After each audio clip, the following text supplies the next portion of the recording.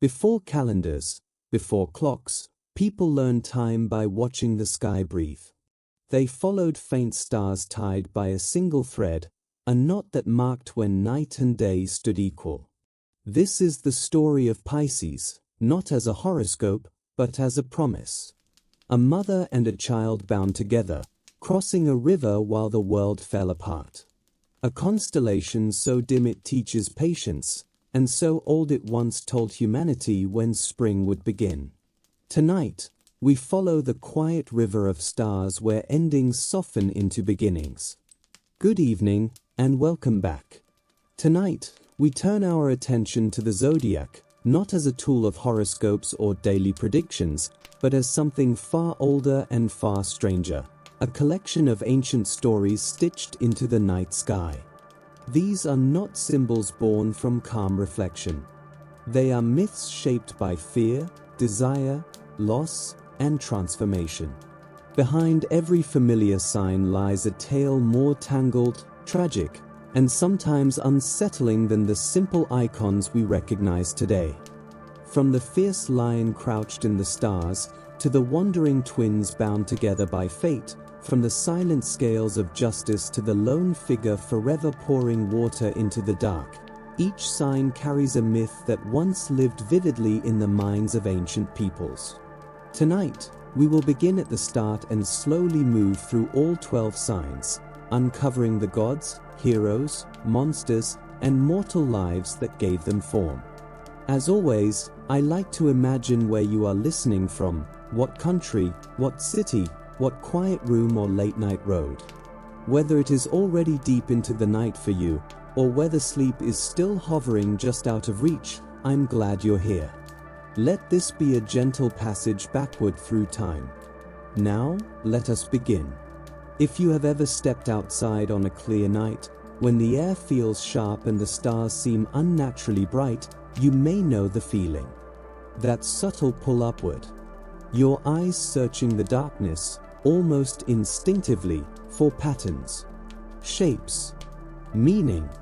The ancient world had a name for this impulse. They called it catastrophism, the art of turning stories into stars.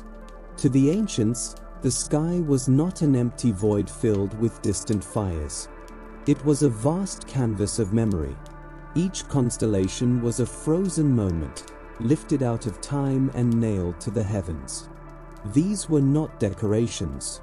They were warnings, rewards, and reminders. Stories too powerful, too painful, or too important to be allowed to fade. Among the most enduring of these celestial tales are the 12 signs of the zodiac. A procession of constellations arranged along the sun's invisible path, like beads strung carefully across the sky. Each one carries layers of myth, shaped and reshaped across centuries. Some are noble, others are cruel.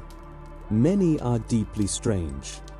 The word zodiac comes from the Greek zodiakos kyklos, meaning the circle of little animals. It sounds charming, even playful, until you look closer. Yes, there are animals, the ram, the bull, the lion, the crab. But there are also immortal twins, a woman holding grain, a man pouring water forever, and an abstract set of scales. This is not a tidy system. It is a patchwork. Its origins stretch even further back than Greece, to the astronomer priests of ancient Babylon. They were the first to chart these constellations along the ecliptic and assign them meaning. The Greeks inherited this framework and, true to form, transformed it. They wove into it divine dramas, gods disguising themselves as animals, mortals punished or rewarded through transformation, lovers immortalized, monsters slain and lifted into the sky as trophies. What emerged was something both practical and poetic. A calendar, a navigation tool, and a cosmic archive of stories humanity refused to forget.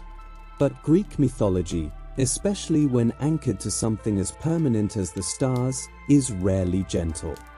These constellations were not born from peace. Many exist because someone suffered in a way so extraordinary that the gods chose to preserve the moment forever. Immortality, in these stories, is often both a gift and a sentence. You are remembered, but only as you were in your most defining instant.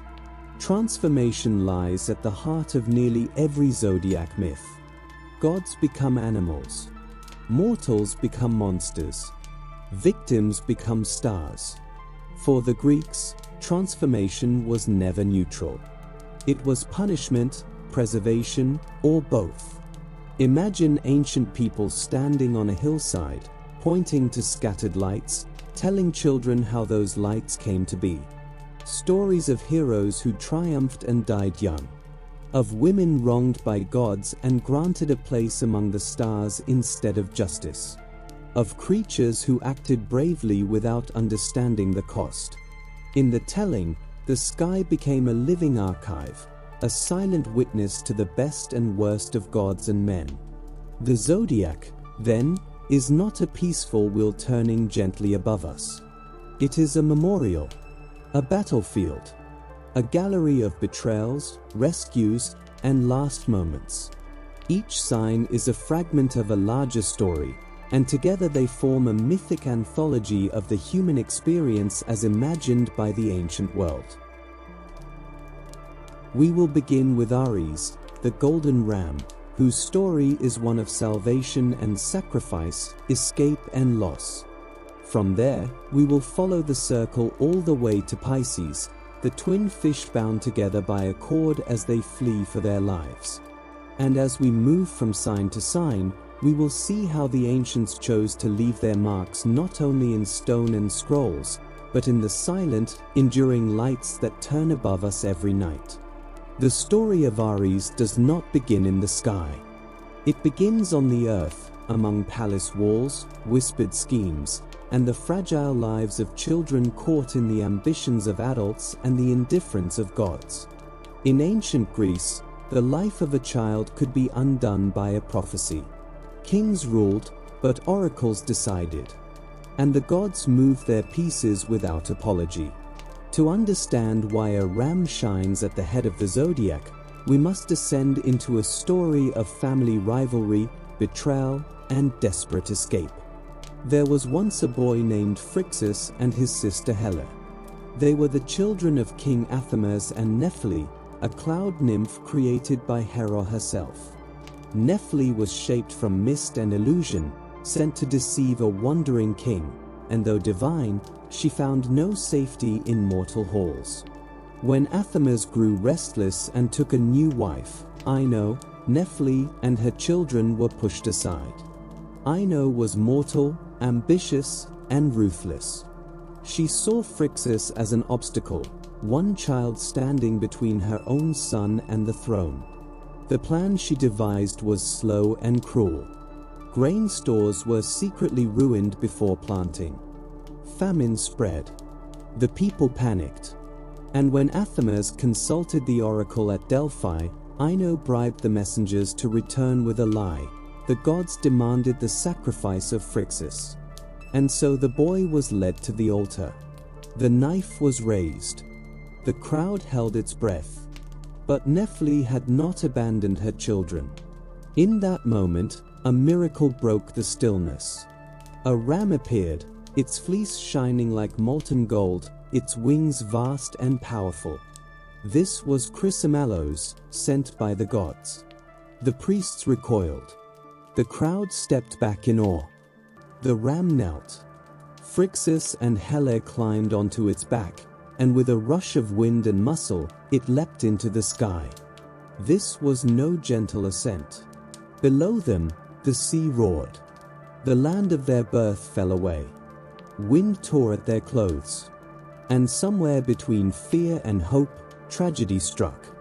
As they crossed the narrow strait between seas, Helle lost her grip.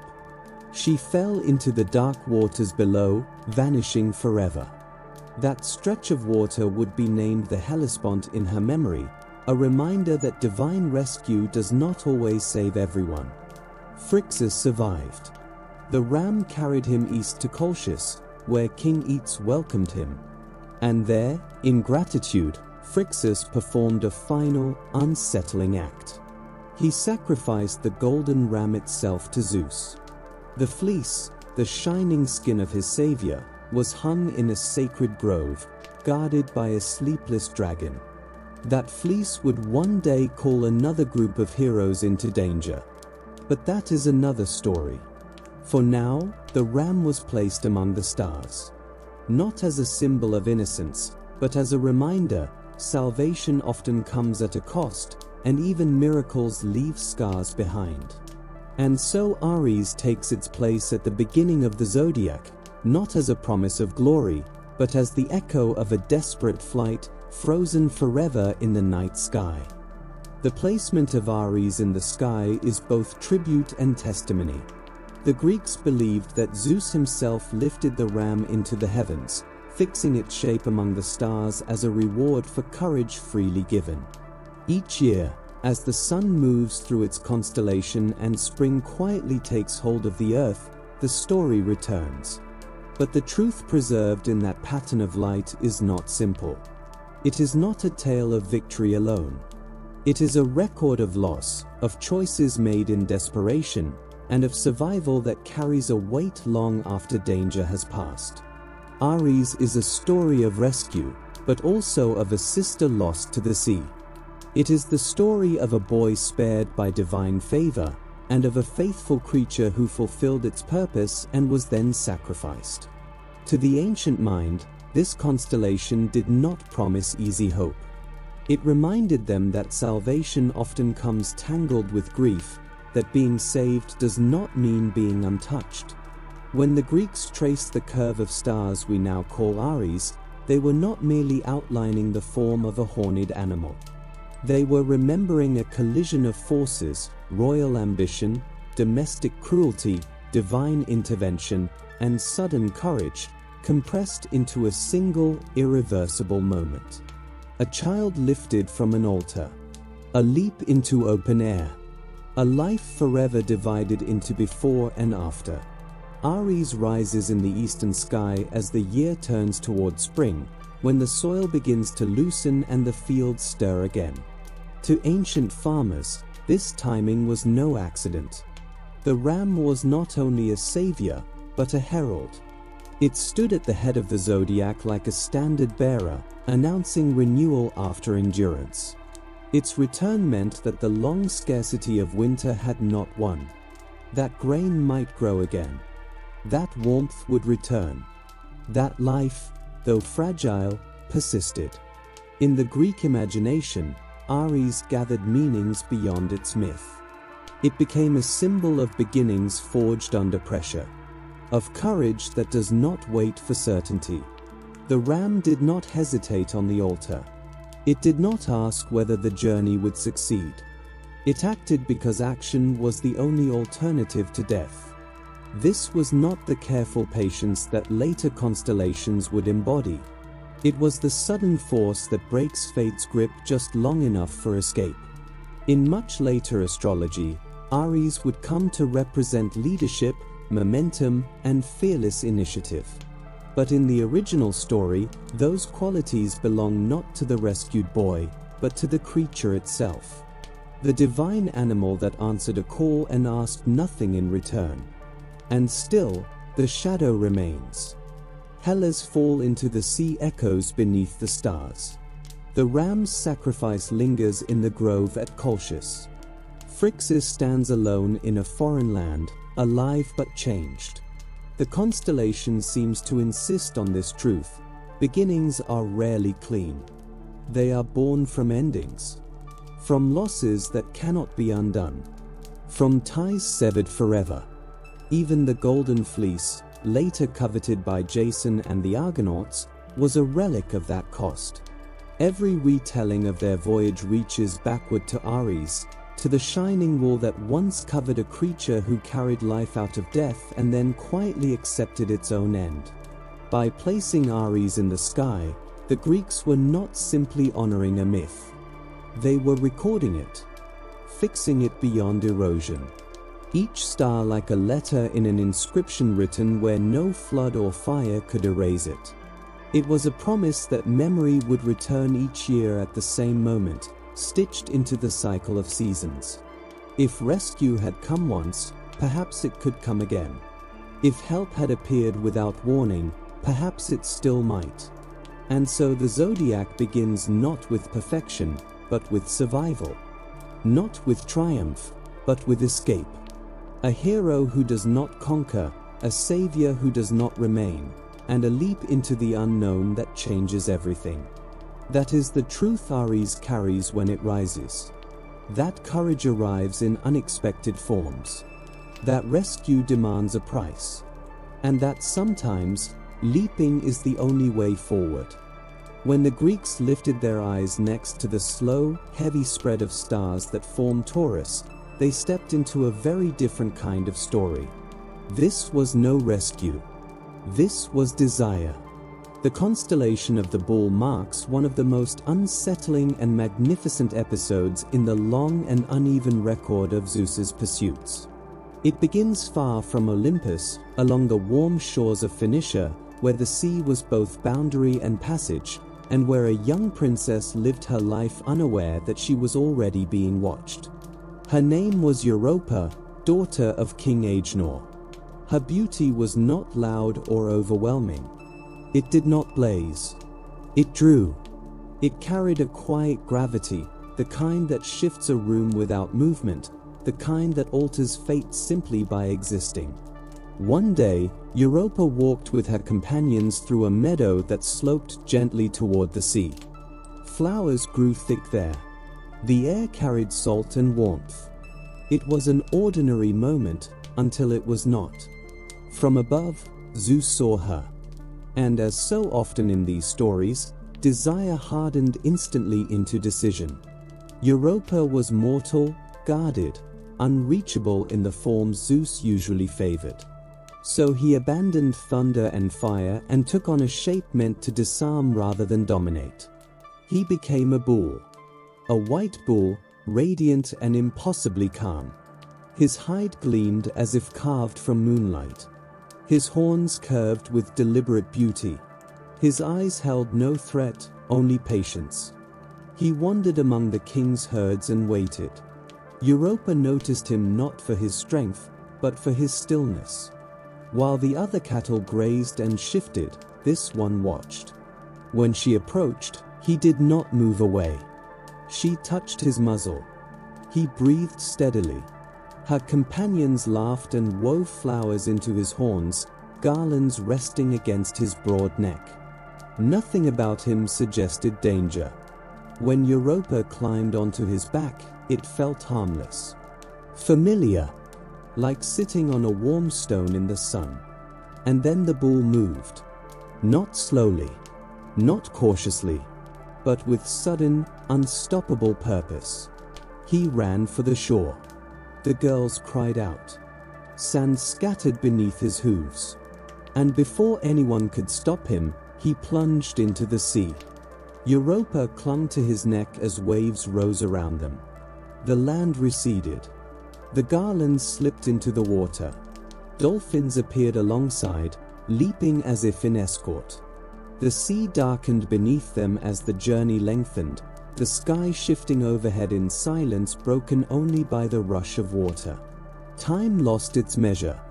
At last, land emerged again, the island of Crete, scented with pine and cypress. The bull carried her ashore and there, at last, revealed himself. The white hide dissolved. The god stood where the animal had been. Europa's life ended. Another began. She became Queen of Crete, mother of Minos, ancestor to labyrinths and monsters and laws that would echo for centuries. And the bull, the form Zeus had chosen, was lifted into the sky. Not as warning, as remembrance. Taurus stands eternal with head lowered, horns forward, forever emerging from darkness as if from the sea itself. To the Greeks, its return marked fertility, power, and the dangerous closeness of beauty and violence. The zodiac moves on, but the lesson remains, and the sky keeps its silence. Aries, Taurus, and Gemini, the sky that remembers. The placement of Aries in the night sky is not merely an honor bestowed upon a mythical creature, but a quiet confession written in stars. To the ancient Greeks, Zeus did not raise the ram into the heavens only as a reward for bravery. He placed it there as testimony, a reminder that salvation is rarely without loss, and that survival often carries a debt that must be remembered. When the sun passed through the stars of Aries each spring, the story returned with it. Not only the rescue of Phrixus, but the drowning of Helle. Not only the triumph of escape, but the grief that followed in its wake. The ram's flight was swift, decisive, and fearless, yet it could not save everyone. And so, Aries became more than a symbol of deliverance. It became a constellation of consequence. To look upon Aries was to recall a chain of events bound tightly together: a kingdom poisoned by jealousy, a stepmother's cruelty, a god's intervention, and a creature that acted without hesitation when hesitation would have meant death. The Greeks did not see merely horns traced in light. They saw the moment when fate tilted, when the air itself became a path to survival. Aries rises in the eastern sky as winter loosens its grip. The soil softens. The fields awaken. To the ancient world, this timing was no accident. The ram was the first of the zodiac, the herald of beginnings, the spark that set the cycle in motion. Its return announced that it was time to prepare the land, to trust again in warmth and renewal, to believe that life could begin anew after hardship. Yet even in this promise of renewal, the myth carries shadows. The ram that saved a boy was later sacrificed. The golden fleece, gleaming with divine light, became an object of desire, conflict, and bloodshed for generations to come. Jason's quest, and all that followed it, traced its origin back to that single act of rescue. To the Greeks, this was the truth written into the stars, that every beginning is born from an ending, and that courage often demands a price. Aries begins the zodiac not with harmony, but with motion. Not with peace, but with a leap into the unknown. It teaches that survival is rarely clean, and that decisive action, even when imperfect, can change the course of a life. When the Greeks lifted their eyes from Aries and followed the slow arc of the heavens, they encountered the massive form of Taurus. Here, the sky tells a different kind of story. Not of rescue, but of pursuit. Not of escape, but of possession. Taurus carries the memory of Europa, the Phoenician princess whose beauty drew the attention of Zeus himself. To reach her, the king of the gods did not descend in thunder or flame. He chose stillness. He chose the body of a white bull, calm, radiant, and impossibly gentle. In the meadow by the sea, Europa trusted what appeared harmless. She touched the bull. She adorned him with flowers. And when she climbed upon his back, she crossed the boundary between the mortal world and myth without ever realizing it. The sudden charge toward the shore, the plunge into the surf, the long passage across open water, these moments were frozen forever in the shape of Taurus. The bull that carried Europa was not remembered as Zeus the god, but as Zeus the animal. Head lowered, horns forward, forever emerging from the sea. The Greeks placed not the conqueror, but the form that made conquest possible, into the sky. Taurus rises as the earth itself grows fertile again. Fields fill with grazing animals. Plows return to the soil. Its brightest stars, Aldebaran burning like an ember, the Pleiades shimmering near its shoulder, were more than decoration. They were tools, guides for farmers and sailors, markers of rain, planting, and passage. Yet Taurus was layered with many meanings. It carried echoes of the Cretan bull, of Heracle's labor, of the monstrous Minotaur born from divine punishment and human defiance. The Greeks were untroubled by contradiction. The sky was vast enough to hold many truths at once. To them, the bull above was the perfected form. Eternal strength without decay. Power without exhaustion. An animal beyond the reach of the yoke or the knife. When Taurus rose, it drew a line between the bulls that labored in the fields and the one that ruled the seasons themselves. And then there is Gemini. If Aries speaks of beginnings and Taurus of power, Gemini speaks of bond. Of loyalty so strong that even death cannot fully sever it. The twins Castor and Pollux were born into division. One mortal, one divine. Yet they lived as equals, trained together, fought together, and were known throughout Greece as an inseparable pair. Where one stood, the other followed. Their skills differed, but their purpose did not. When violence claimed Castor's life, Pollux discovered the cruel weight of immortality. To live forever while one's other half fades into shadow is not a blessing. It is a wound. And so Pollux made a request that reshaped the heavens themselves. He asked not for glory, but for shared fate. In granting this, Zeus transformed their bond into a rhythm. One day among the gods. One day among the dead. Or, in another telling, a place side by side in the sky where no blade could ever reach them again. Gemini became the visible proof that devotion could rewrite destiny.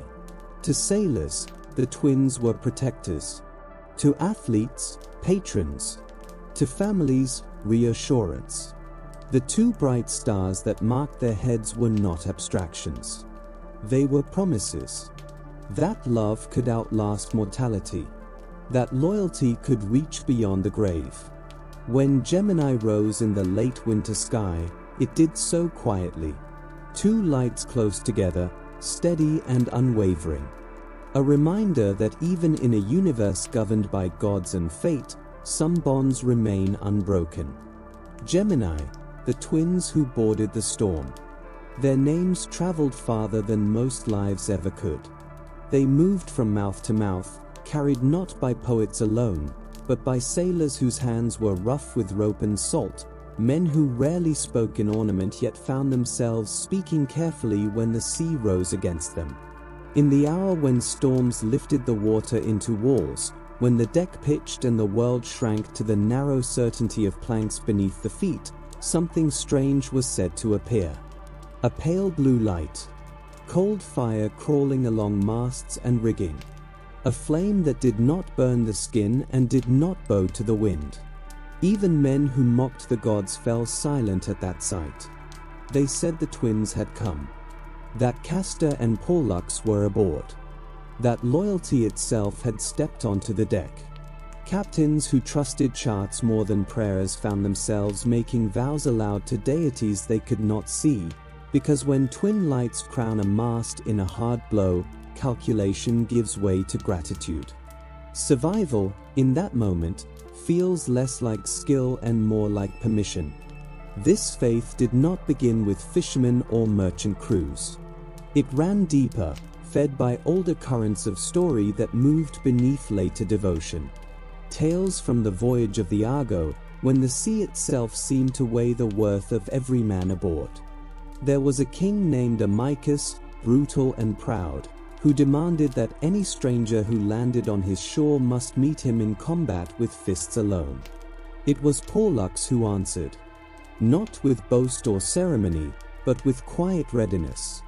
He met the king on the sand while the crew formed a rough ring, the surf marking time like a patient witness.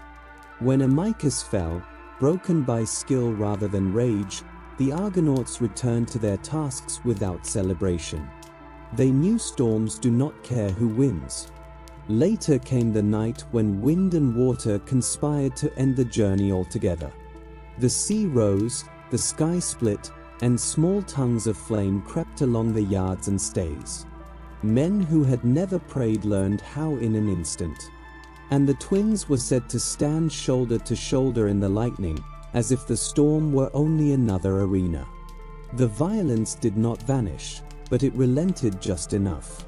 Oars could bite. The keel held its line. From such moments, the cult of the brothers gathered its weight. So when later, a small craft met a sea beyond its build, and an old helmsman whispered their names, and the blue glow returned, the crew believed this was no accident. It was the continuation of a pledge made long ago. A promise that those who did not abandon one another would not be abandoned in turn. On land, the twins worked a different kind of influence. Not through rescue, but through example. In Sparta, where boys were taught to trust the man to their right as they trusted their own grip, the Dioscuri were carved into temple friezes and painted onto shields. Two riders with lances leveled, horsehair crests catching a sculptor's imagined wind. The image of two made into a lesson. This is how a line holds. They had sanctuaries where bread and wine were laid out each year as if for honored guests. There were feasts called theoxenia, where the brothers were invited to recline as companions at a table that remained empty to the eye. The city acting out its belief that friendship requires ceremony if it is to survive fear.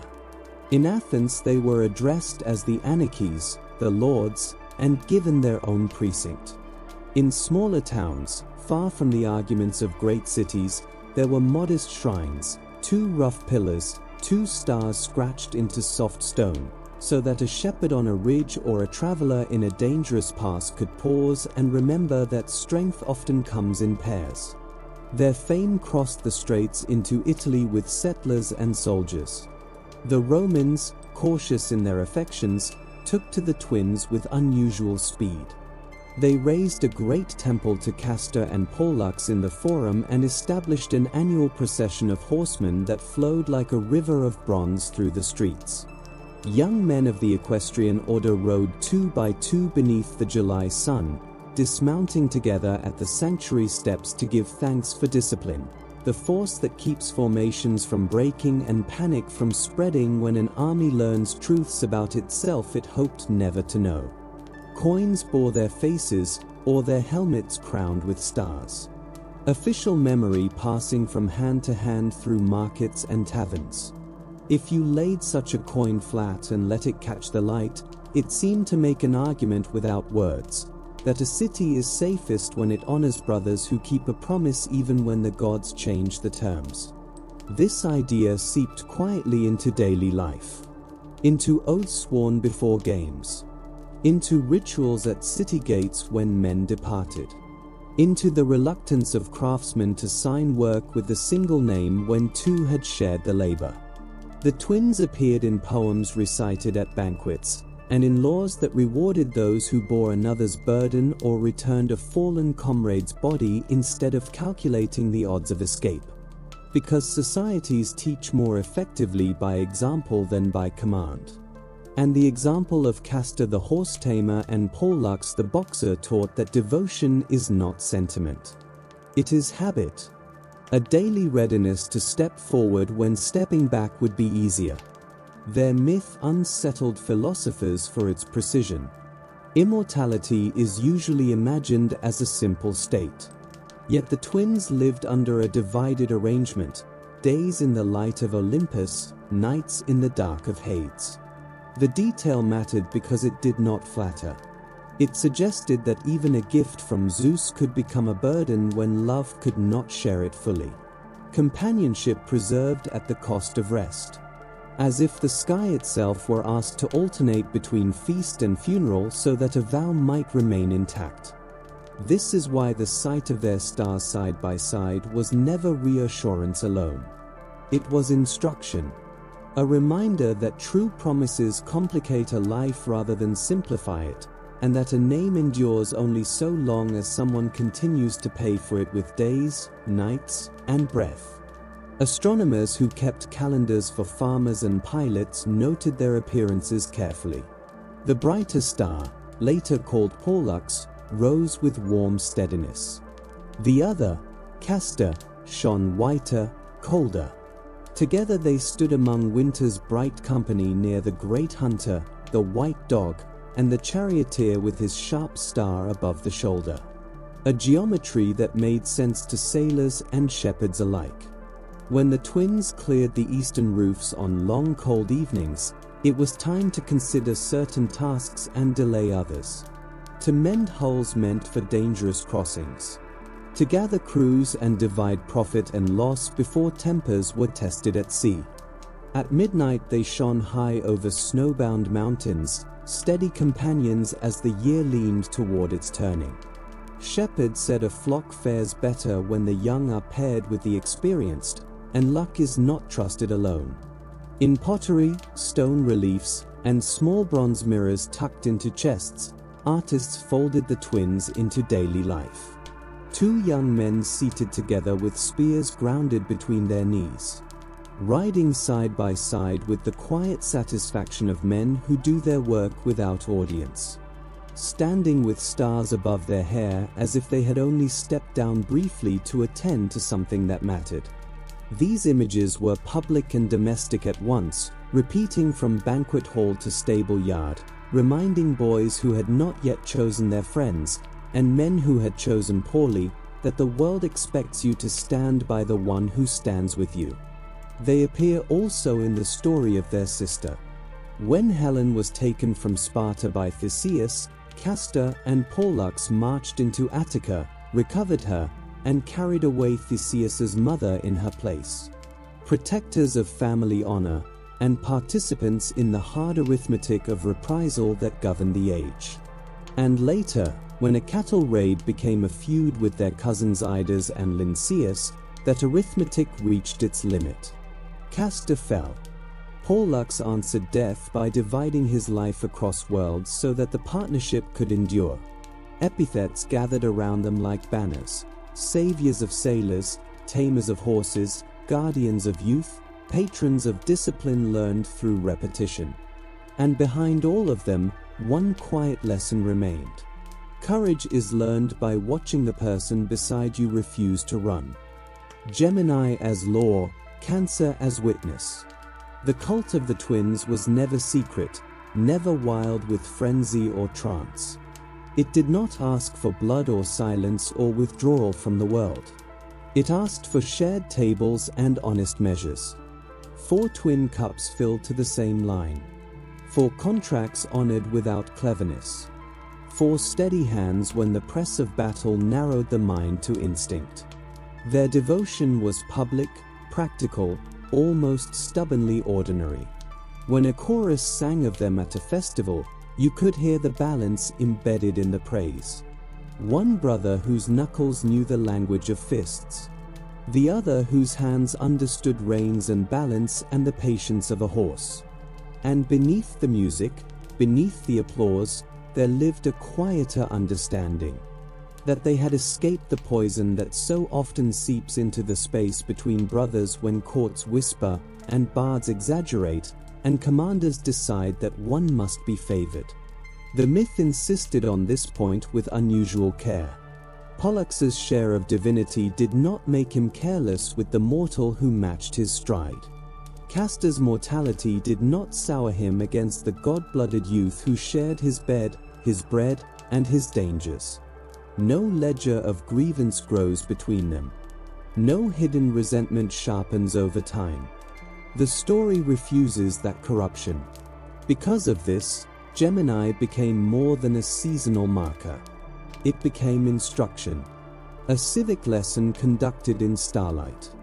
If you needed to explain to a boy why he must stay in the line when fear pulls him back, or why he must return for the fallen instead of counting his own chances, you could point upward. 2 lights traveling together. And you could say that the world avoids collapse not only through laws and walls, but through paired loyalties. That when a city is fortunate, its people choose to mirror the twins. That when a ship is fortunate, the watch on the bow keeps faith with the hand on the tiller, because each knows his life is braided with another's. In this way, Gemini became a habit of mind, a discipline of the heart, a way of measuring oneself against a story that refuses to let affection become cheap or convenient. And as the brother stars lifted out of the haze above sea lanes, or hung steady over frostbright fields, the same thought took root again and again. That devotion remembers the bargain it made even when the day has been long, and the night offers no relief. Cancer, the mark that does not win. The next story begins far from clean ground. In marshland, where the earth exhales and the water smells of rot. Where reeds rattle in small, restless winds and stagnant pools reflect a sky that will not open.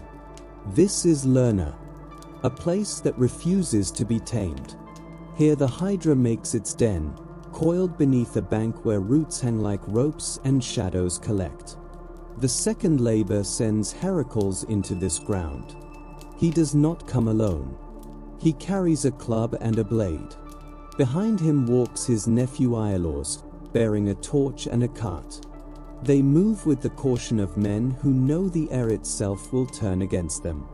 The swamp swallows sound. Frogs fall silent. Birds retreat from the smell of old blood soaked into mud.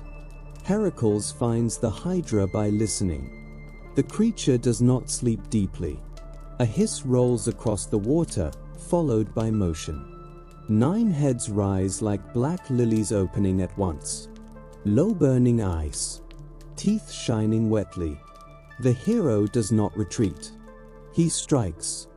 One neck breaks beneath the club.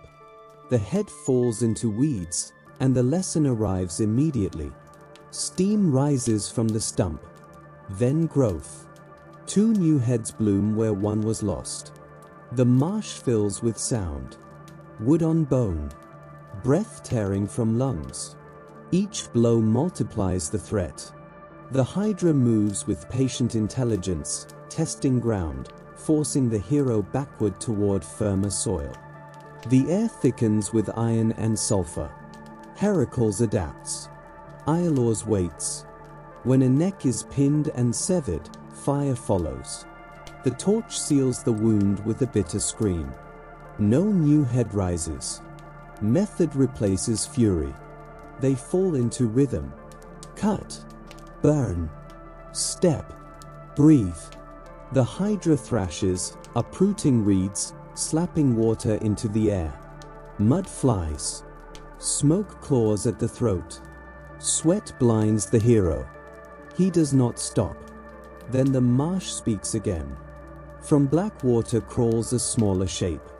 A crab, armored with a shell like a broken shield. Sent by Hera, the goddess who has never forgiven Heracles for being born. She will take any chance, however small, to slow his hands. The crab moves sideways with deliberate calm. It clamps onto the hero's ankle. Chitin bites flesh. Heracles stumbles. For a breath, the hydra lunges and a jaw closes on his shoulder. The club shudders against bone. Iolaus drags fire across another stump.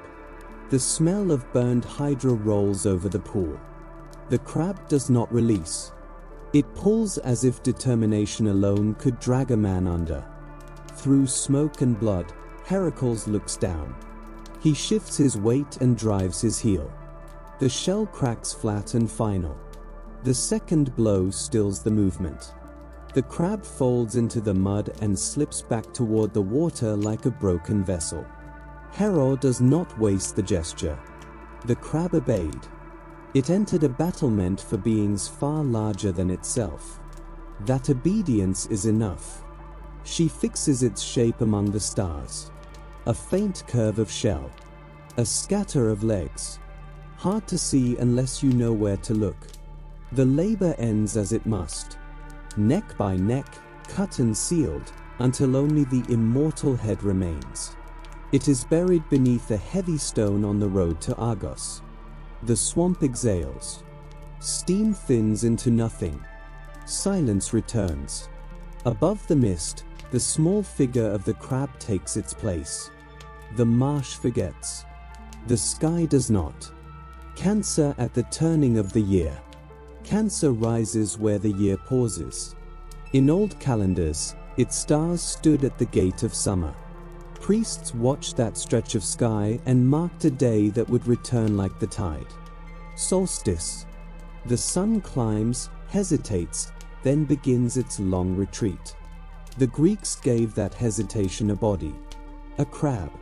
A creature that moves sideways, as if even the heavens must shift their weight before changing course. The outline is faint. The constellation keeps a small room in a sky crowded with heroes and monsters. That restraint is part of its meaning. The quiet signs often hold the hinge. Near the heart of Cancer hangs a pale cloud that the eye can gather on a clear night. The Greeks called it the manger. Two dim stars graze its edge like animals at a trough. The northern and southern asses. Shepherds watched that blur closely.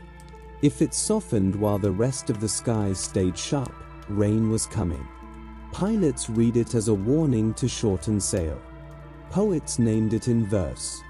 Astronomers fixed it in catalogues that read like ledgers. Centuries passed. The sign remained. Stories gathered there as naturally as warmth around a hearth. Gods riding humble beasts into battle. Small service rewarded when strength faltered. The details shift. The lesson holds. Plain labor matters. Steadiness feeds more lives than spectacle. Cancer's faintness became part of its mythic biography. Hera placed the crab among the signs not for victory, but for obedience. The stars do not blaze. They linger like a memory spoken under breath. Just as the creature itself did not change the outcome of the fight, but marked it. A grip on an ankle. A bruise that throbs the next day. A trace preserved where no wind can erase it. In the language of the sky, Cancer holds the path of the moon. Later writers would call it a house of Selene. Night after night, the moon pours her cold light across that stretch of the ecliptic, giving the crab a second duty. To watch the tides of growth and retreat. To remind the world that not every act must conquer to be remembered. Cancer at the turning of the year. Cancer rises where the year pauses. In old calendars, its stars stood at the gate. Their way of devotion was never hidden behind veils or frenzied rites. It did not demand secrecy, nor did it intoxicate its followers with excess.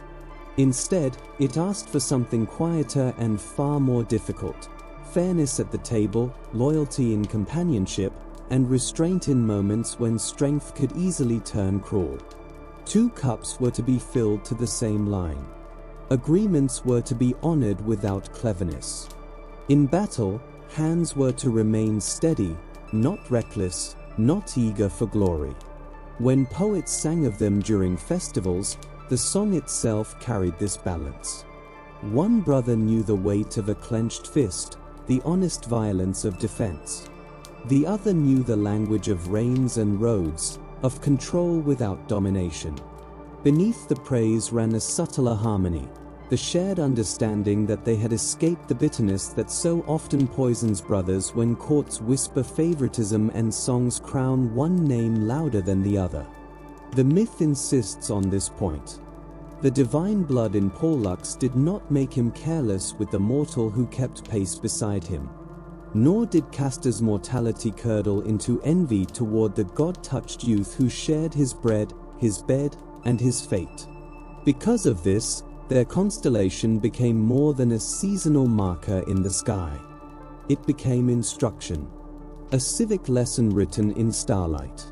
When elders wished to teach a boy why he must hold the line rather than flee, why he must turn back for the wounded, or why he should sit in silence beside a friend who has lost a child, they pointed upward.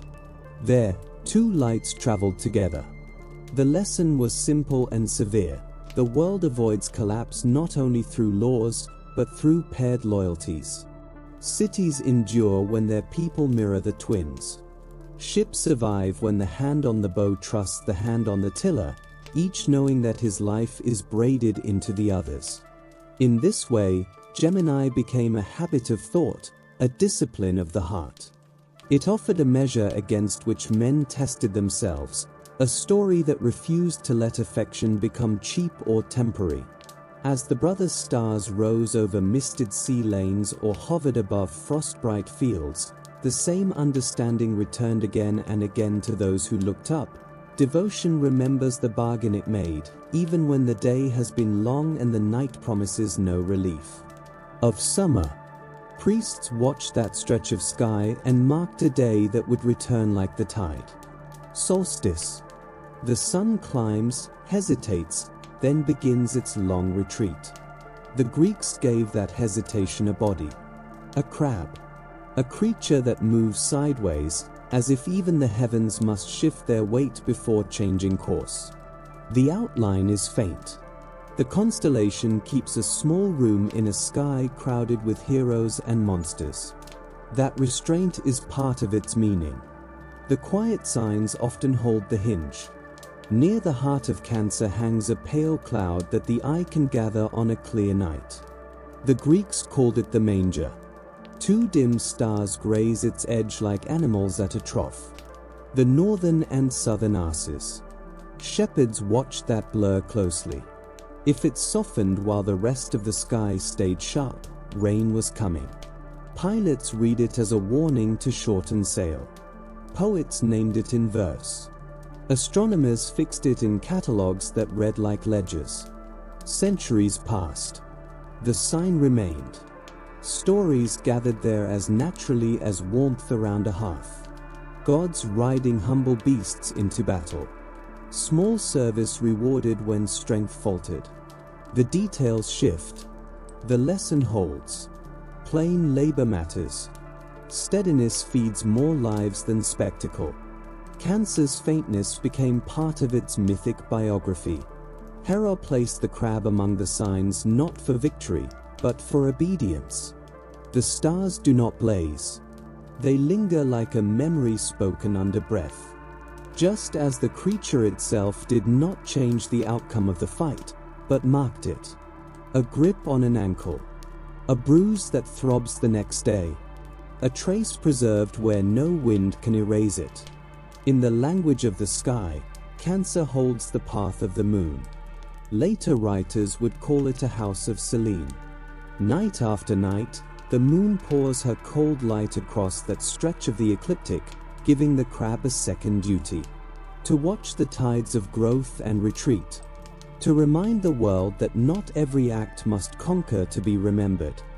The story then turns southward, into the marshlands of Lerna. Here, the ground itself seems to breathe. Water stinks of rot and old death. Reeds rattle at the touch of faint winds. Shallow pools mirror a gray, sealed sky that refuses rain. Beneath a low bank, where roots hang like ropes into black water, the hydra coils in shadow. Heracles enters this place under the command of his second labor. He carries a club and a sword. His nephew Iolaus follows with a torch and a cart. They move with the quiet certainty of men who know the land itself will resist them. The swamp swallows their steps. Frogs fall silent. Even birds retreat from the smell of old blood. Heracles finds the beast not by sight, but by sound. He knows it does not sleep deeply. A hiss rolls across the water. Then a surge. 9 heads rise like black lilies opening at once. Eyes burn low. Teeth shine wetly. The hero stands his ground and strikes. One neck snaps beneath the club. The head collapses into the weeds. The stump steams, and then blooms. 2 new heads rise where one was lost. The lesson comes quickly. Blow after blow lands, each one birthing more mouths. The marsh fills with the sound of wood against bone. The hydra advances with cold patience, testing the ground. Heracles retreats to firmer soil. The air tastes of iron and sulfur. Iolaus runs fire along dry brush and waits. When Heracles pins a neck beneath his knee and severs it, the torch comes down. The stump seals with a bitter scream. No new heads rise. The method is set. Cut. Burn. Step. Breathe. Again and again. The work is brutal and steady. Smoke claws at their throats. Sweat blinds the hero. Roots tear free. Water slaps the banks as the beast thrashes its enormous tail. Then the marsh speaks again. From black water crawls Carcinus, the great crab, its shell like a shattered shield. Hera has sent it. Her hatred for Heracles is old and tireless. The crab moves sideways with deliberate calm and clamps onto the hero's ankle. Chitin bites into flesh. Heracles staggers. The hydra lunges and finds his shoulder. The club shatters against a skull. Fire answers. Another neck seals. The stench of burning hydra rolls across the pool. Still the crab holds fast, dragging mud into paste. Heracles looks down through blood and smoke. He shifts his weight and drives his heel. The shell cracks. The second blow stills it. The crab folds and slips back toward the water like a broken pot. Hera does not withdraw the gesture. Obedience is enough. She sets the small shape among the stars, a curve of shell, a scatter of legs, faint and difficult to find unless one already knows where to look. The labor ends. Cut and burn until the necks are blackened glass. The immortal head is buried beneath a stone on the road to Argos. The marsh settles into silence. Steam thins and lifts. Above it all, the crab begins its watch. The sky remembers what the earth forgets. Cancer rises when the year turns hot. In old calendars, its stars marked the gate of summer. Priests watched that part of the sky and wrote one word beside the returning day, solstice.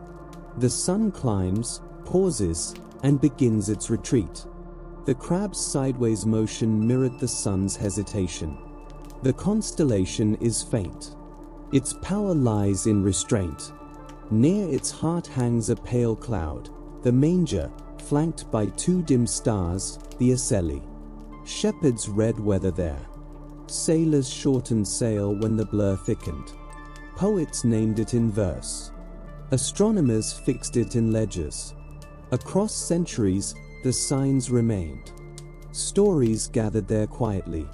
Gods riding humble beasts. Small service honored when strength failed.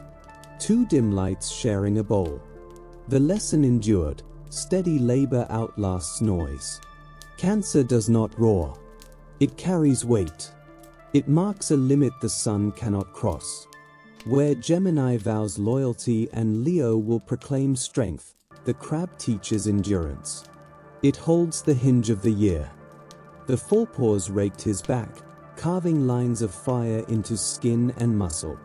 Pain flared, sharp and bright, but the jaw loosened.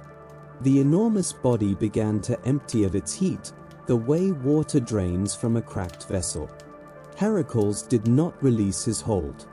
He stayed with the weight, stayed with the slowing pulse beneath his arms, until his own breath returned to him and the struggle passed fully into stillness. Only then did he ease the body down. He stood over it in the half-dark of the cave, chest rising and falling, listening to the quiet he had earned. What remained was the matter of the hide. The stories that had reached Tiryns had always preserved this detail, the one that made everything else fall into place. No blade could cut that skin. Men from the valley had tried to claim trophies from ribs and shoulders, and had shattered knives without lifting so much as a curl of fur. Out of respect for the craft that had shaped his weapons, Heracles tested his edge. The metal slid uselessly, as if against polished stone. He considered fire. He considered grinding stone. Then he remembered a simpler truth. A thing made beyond the ordinary may answer only to itself. He knelt again and took one of the lion's own claws. Working carefully along the softer seam of the belly, he drew it through the hide. The skin parted with a low, yielding sound, the sound that belongs only to the moment when an impossible tool finally meets its proper purpose. He stripped the pelt with the practiced care of a man who had dressed animals since boyhood, avoiding any cut that might weaken it. When he set the hide upon his shoulders, the weight settled as if it had been waiting for him alone. The great jaw came forward over his brow. The fangs framed his face so that anyone who looked upon him first met the memory of the beast that had ruled the hills. The cave's dampness, the musk of the animal, and the iron of blood wrapped around him. It would linger for days. He took up his club and stepped into the evening. The sky over Nemea had turned the color of crushed grape skins in the press. Birds flew low, as though a pressure had lifted from the land. People emerged from behind walls in small groups, measuring the figure who wore the lion's head. They did not shout. They moved with the tired steadiness of those who know relief when they feel it in their bones. Gratitude came as bread, water, and a place to sleep beneath a roof that did not leak. No speech was needed. The return to Tiryns rewrote the tone of the court. The herald sent to meet Heracles halted at the outer field and refused to approach any closer. When Eurystheus heard the news, he stepped to the threshold, then retreated into shadow as the masked figure grew larger in the courtyard. It is said the king glanced once and then fled into a storage jar that had once held grain, hiding as a boy might when thunder rolls across a house. From that dark mouth he issued the next command, ordering that future reports be delivered beyond the walls, with no trophies brought near. Heracles answered with silence. Fear, especially when born inside a man's own house, is not an argument that can be won. Nemea itself did not return to innocence. Hunters spoke of the cave as if it still breathed. Children dared each other to touch its stones, then ran laughing and sick with pride. Vines crept back over the ground where cattle had once been dragged. The quiet of the land changed. It lost the tremor of expectation and gained the deeper breath that follows a danger removed by scarred hands. In art that followed, the lion never stood alone again. It became a second skin, worn by a single man in every port and on every road. Proof that some tasks remake the one who performs them as fully as a river reshapes its banks in flood. Leo claims the warm nights after the year tips past its height. Copper lingers in the western sky at dusk. Crickets take up the fields. Then a curve of stars lifts from the horizon like a careful question drawn in light. The ancients called it the sickle, the head and menere of the lion. Behind it, the body stretches in a long, deliberate run of stars. At its heart burns a single royal flame, Regulus, the heart of the lion. Priests waited for that star to clear the haze and marked its rising on wax tablets. Farmers read it as closely as soil. Vine leaves stiffened beneath noon glare. Fig trees bled white when cut. Work shifted to dawn and evening. When the sickle stood high after midnight, presses were swept and jars set out. The year leaned toward harvest. Stone lions watched from gates and thresholds. Carvers taught lessons with muscle and stillness. Rule yourself. Hold the line. Let strength rest until it is needed.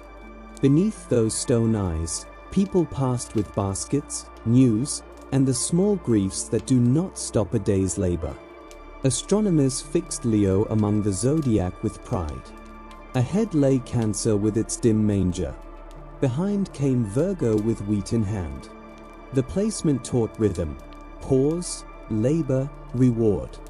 When the full figure rose, the sky seemed to bear a living weight. Even those who knew no names felt it. Myth gave that weight a voice. Zeus set the lion among the stars to mark the end of a terror, a cave, a beast that ignored iron, and a man who refused to yield breath for breath. The trophy was not a head on a wall, but a pattern that steadied centuries. Artists answered in stone and pigment. Coins passed hand to hand with a lion facing the wind. Mosaic set its form beneath bare feet in bathhouses and dining halls. Strength lives here. Spend it carefully. Sailors trusted Leo for steadiness, not drama. When Regulus cleared the rail before dawn, a helmsman confirmed his course. The lion did not roar in storms.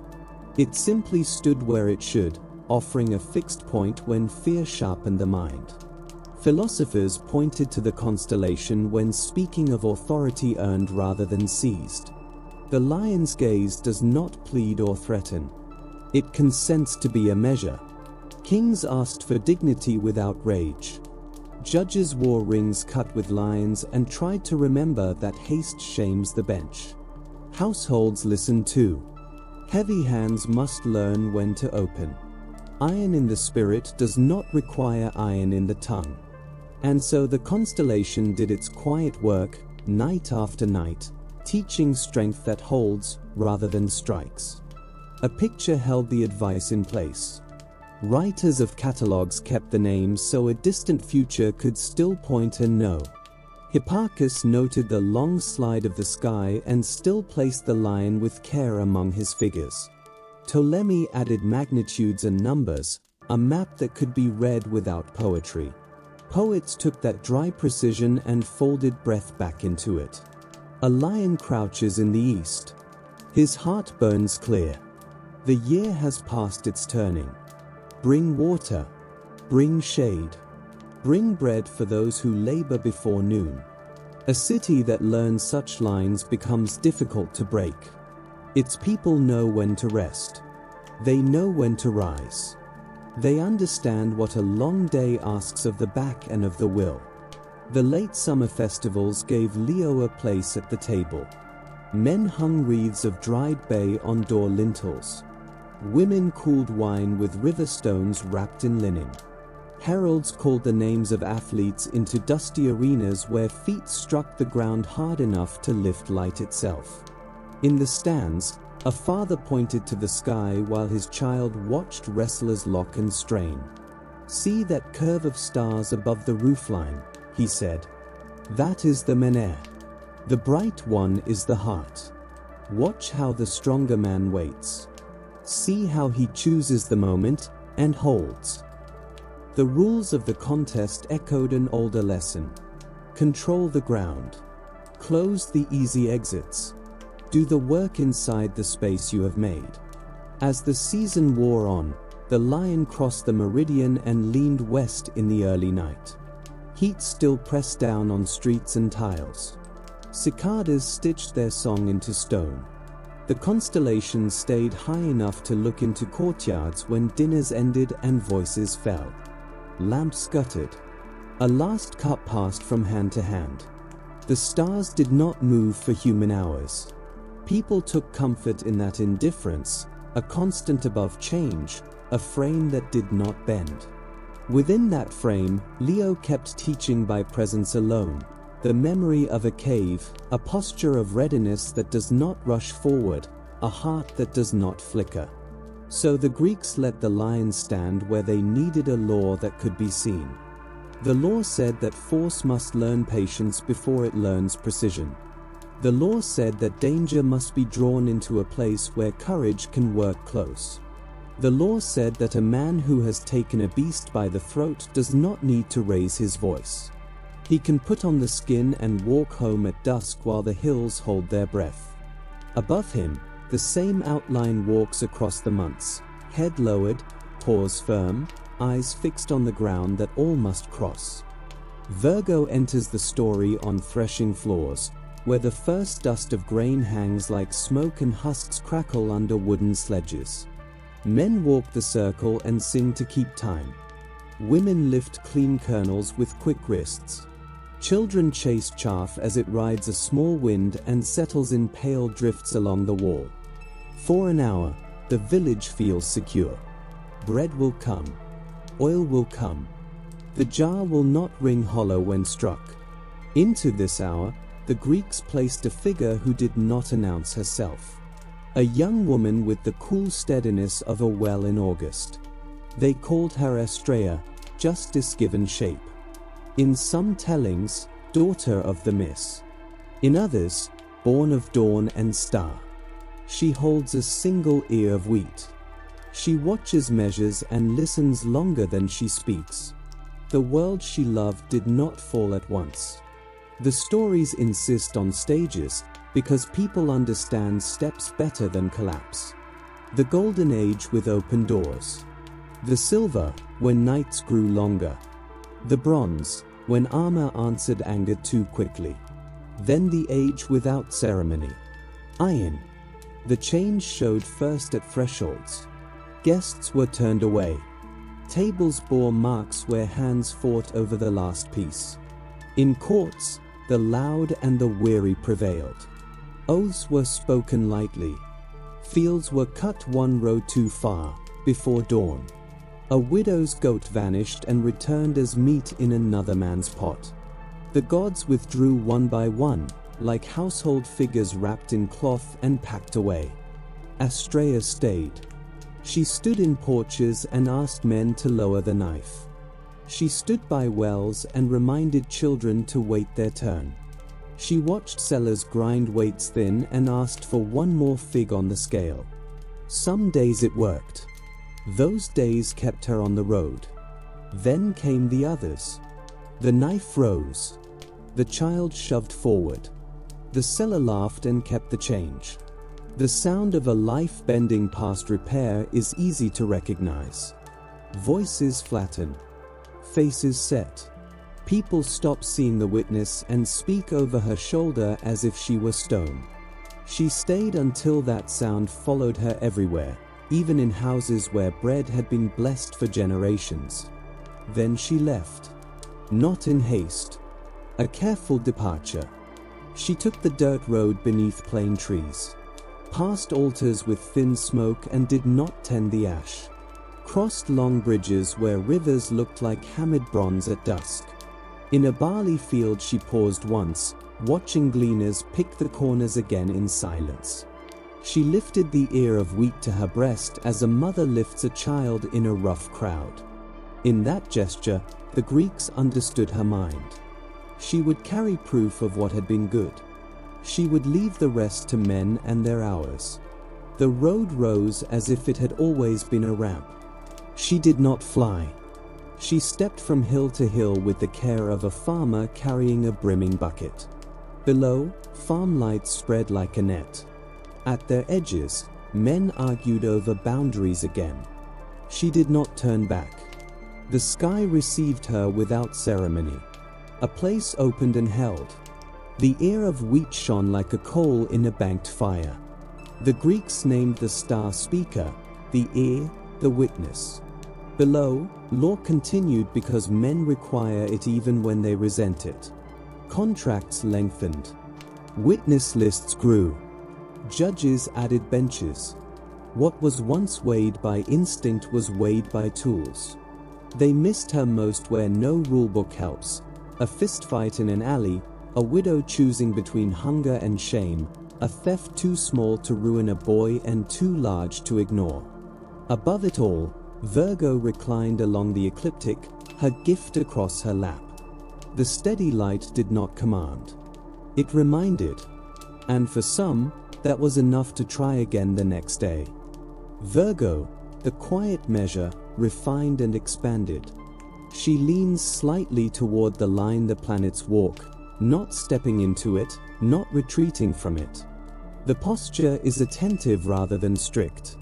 The Greeks traced it on papyrus and pressed it into wet plaster on dining room walls, in rooms where men argued about olives and taxes, about dowries and debts, about whether a son should be sent to sea or kept close to the fields.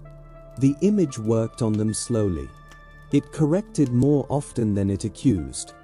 It reminded them that the strongest guardian of a city is not force, but habit, something practiced daily by ordinary hands. Sweep the threshold. Keep the measure fair. Let the poorer voice speak first. Put the knife away before weariness sharpens it. These were small commandments that required no altar and no priest. A constellation could carry them across harvests and across wars. It asked only that someone look up and say the names in order. Maiden, ear of wheat. Speaker. Justice. Watching from above because she could no longer keep her footing below. Virgo takes her place when the fields are close to giving everything they have. Threshing floors stay warm after sunset. Jars stand in careful rows along courtyard walls. A slow wind moves the scent of straw, figs, and crushed leaves through open doors. Above this work, a figure extends herself along the zodiac with the calm the Greeks prized in judges and seasoned farmers alike. The maiden does not stride. She reclines upon the path of the planets and holds one bright token where no eye can miss it. A single ear of grain. The star that names it burns with a steady white. Speaker. The speaker. Men in villages learned its place the way they learned paths to water. Women teaching daughters to weigh flour pointed to the same light and spoke aloud as they worked. Keep the measure. Keep the peace. Keep the year. The constellation spoke in two languages at once. One was the language of the fields. Demeter's gravity lived here in a quiet form. The sheaf in the maiden's hand reminded everyone that bread comes before ornament, that a city stands only as long as grain reaches the oven. The month of vintage waited just beyond the line, and Virgo stood between with the manner of someone who knows when to pour and when to hold back. Even the lesser stars carried instruction. Epsilon Virginis bore a name that wandered through tongues and settled into a meaning farmers felt in their bones, the grape gatherer. That faint pin of light told vineyard keepers when sugar crept fully into the skins. The sky answered the oldest household question without words. Is it time? The second language was law. Astrea and Dyke lived here not as tales but as presence. A balance learned by the eye. A steadiness practiced by the hand. When markets opened at first light and weights were lifted from drawers and set into shallow pans, the maiden was already above the western roofs. Merchants glanced at the beam and adjusted, 1 fig less, 1 fig more. In that quiet correction, a city confessed what it still remembered. When magistrates pressed seals into wax and listed witnesses in a careful line, they did so beneath a sky where the ear of grain did not waver. No threat followed that light. No trumpet. Only a discipline that could outlast a dynasty. Keep the contract clean. Speak before anger fills the mouth. Leave something in the sack for the house down the street whose son is away with the fleet. Sailors learned Virgo differently. Not by straw or scales, but by angles and patience. Speaker rides low in spring evenings and climbs to its height when nights grow short. Crews tracked it from Levantine shores to Aegean islands and across open water toward Sicily, where the horizon cuts clean by day and seals into a perfect circle by night. When that single star cleared the starboard rail during the middle watch, a helmsman could set a course without a word, and the bow would hold until dawn. The star trained more than navigation. To steer by one point is to accept that steadiness itself is a craft.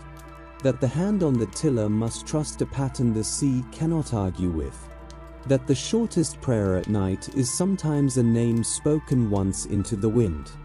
The keepers of the sky wrote Virgo into their ledgers with the pride of men who knew they were preserving more than numbers.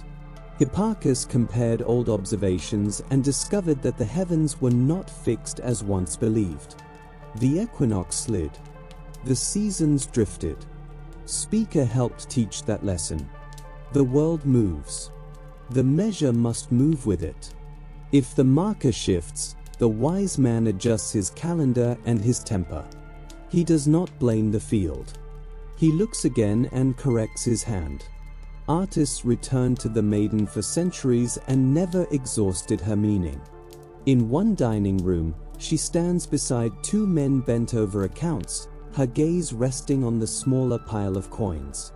In a bathhouse mosaic, the sheaf glows against deep blue stone, each grain picked out so water makes it shine. On coins struck in crowded ports, only the star appears above a single ear, message reduced to its cleanest form, understood from Ansh to Ostia. Food and fairness. The pairing said more about the health of a state than any speech beneath a colonnade. Myths ran alongside practice like a river beside a road. Some told of Erigone, mourning her father Icarius, bringer of wine, hanging herself beneath a tree when men refused to hear the truth. Her dog found her. The gods set them in the sky, girl and hound together. The story gave Virgo a quiet grief that farmers already understood. Wine can bless or ruin. Justice unheard does not vanish. The sky remembers the hearing that was denied.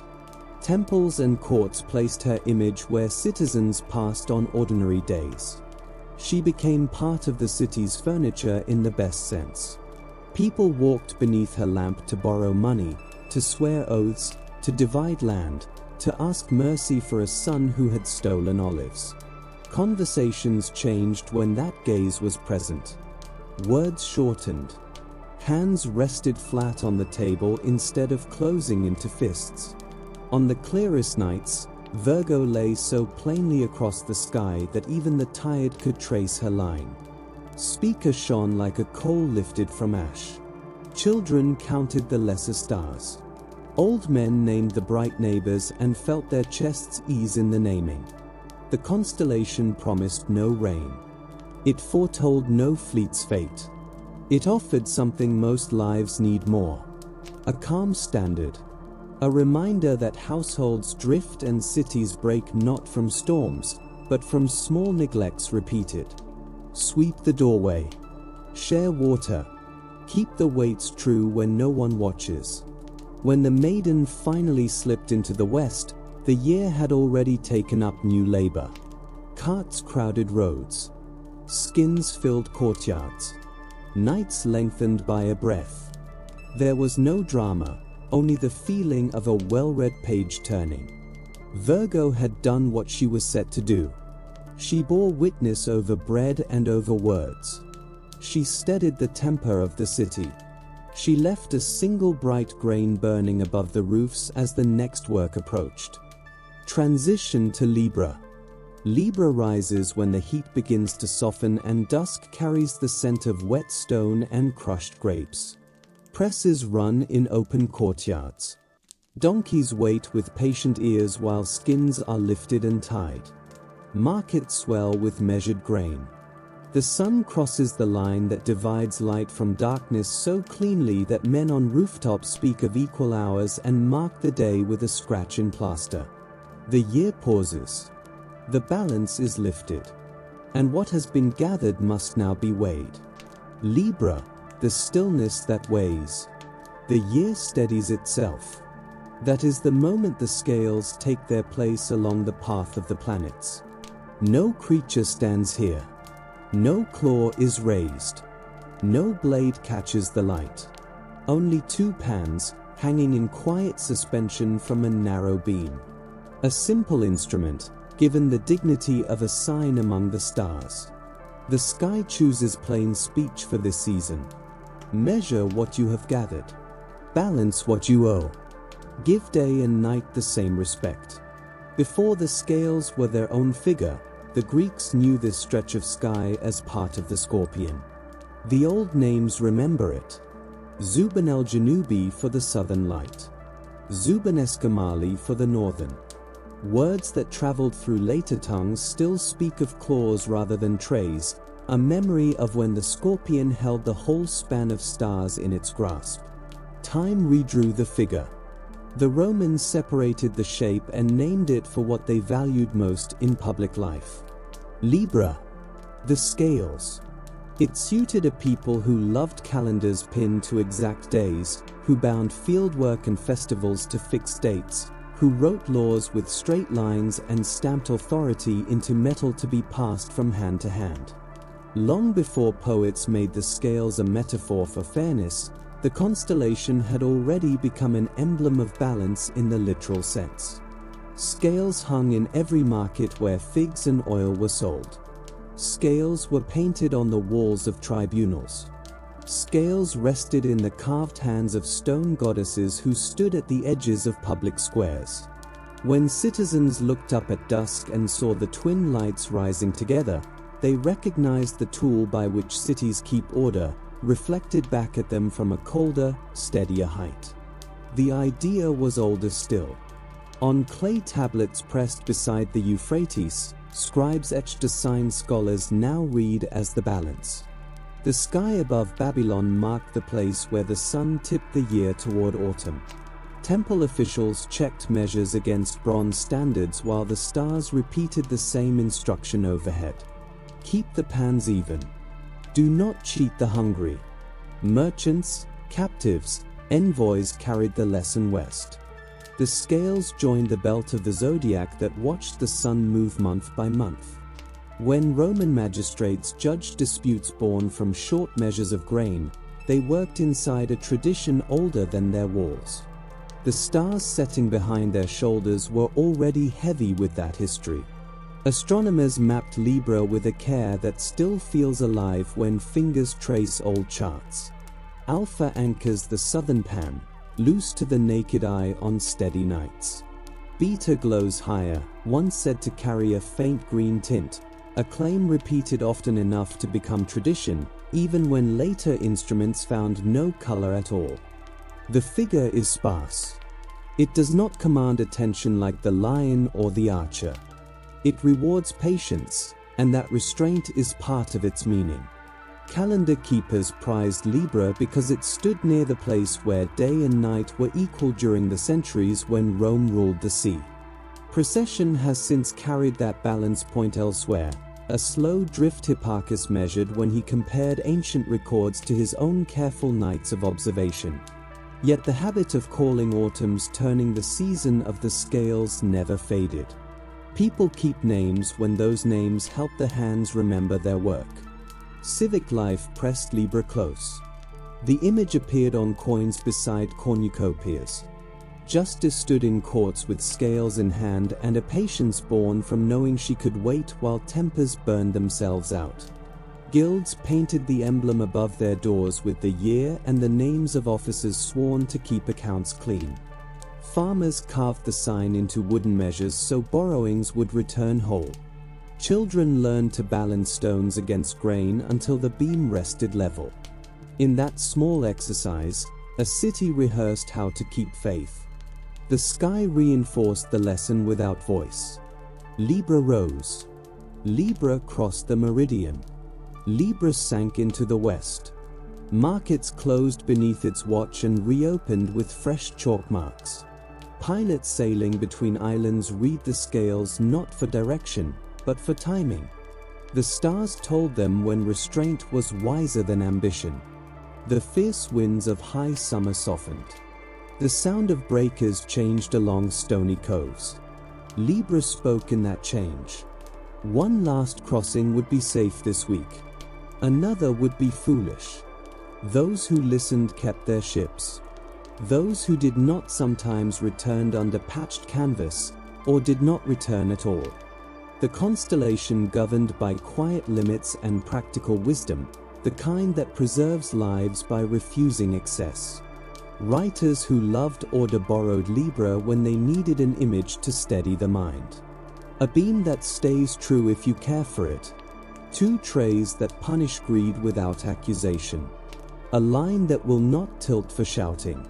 In lawgiving, the image proved stronger than speeches. The Miss and Dyke carried scales because the device spoke their names plainly. When cities renewed promises after harvest, heralds carried a small bronze balance through the streets.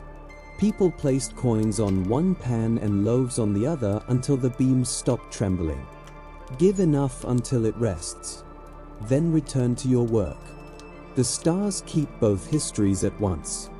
The names still speak of claws, even as the sign announces balance. Cultures grow this way, by redrawing figures while keeping old labels at the corners, so the past remains legible. Placed between the maiden who withdrew and the scorpion who punishes pride, the sequence speaks softly. First, keep the measure. Then remember what waits for arrogance. When the sun entered Libra, cities marked the date with small, useful acts. Measures were tested in public. Weights rinsed and blessed. Debts counted and rolled forward where mercy allowed. Courts cleared cases before winter narrowed the roads. New ledgers opened with sharpened reeds. The choice made no songs. It made a year that held together. As nights lengthened and the breath of winter stirred on distant hills, the image remained above the roofs. Two quiet pans, motionless in the dark. An instrument raised into the sky so no one could claim they had forgotten what fairness looks like.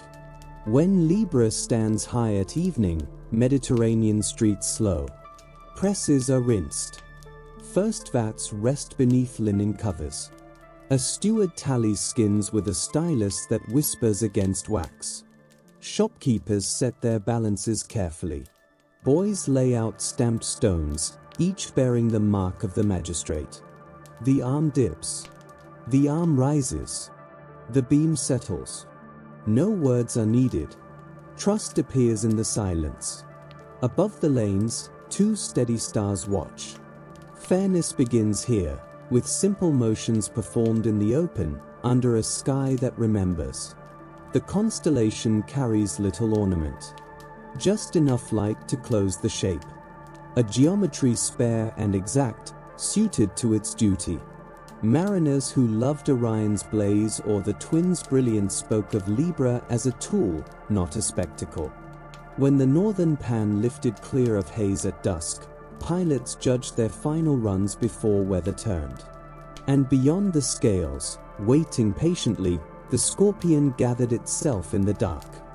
When the southern light slipped down the rail toward morning, sailors noticed the change before it reached the sails. The wind shifted its weight. A decision was made, sometimes only a hand lifted or a knot retied, and timber and men were spared. The scales offered no route across open water.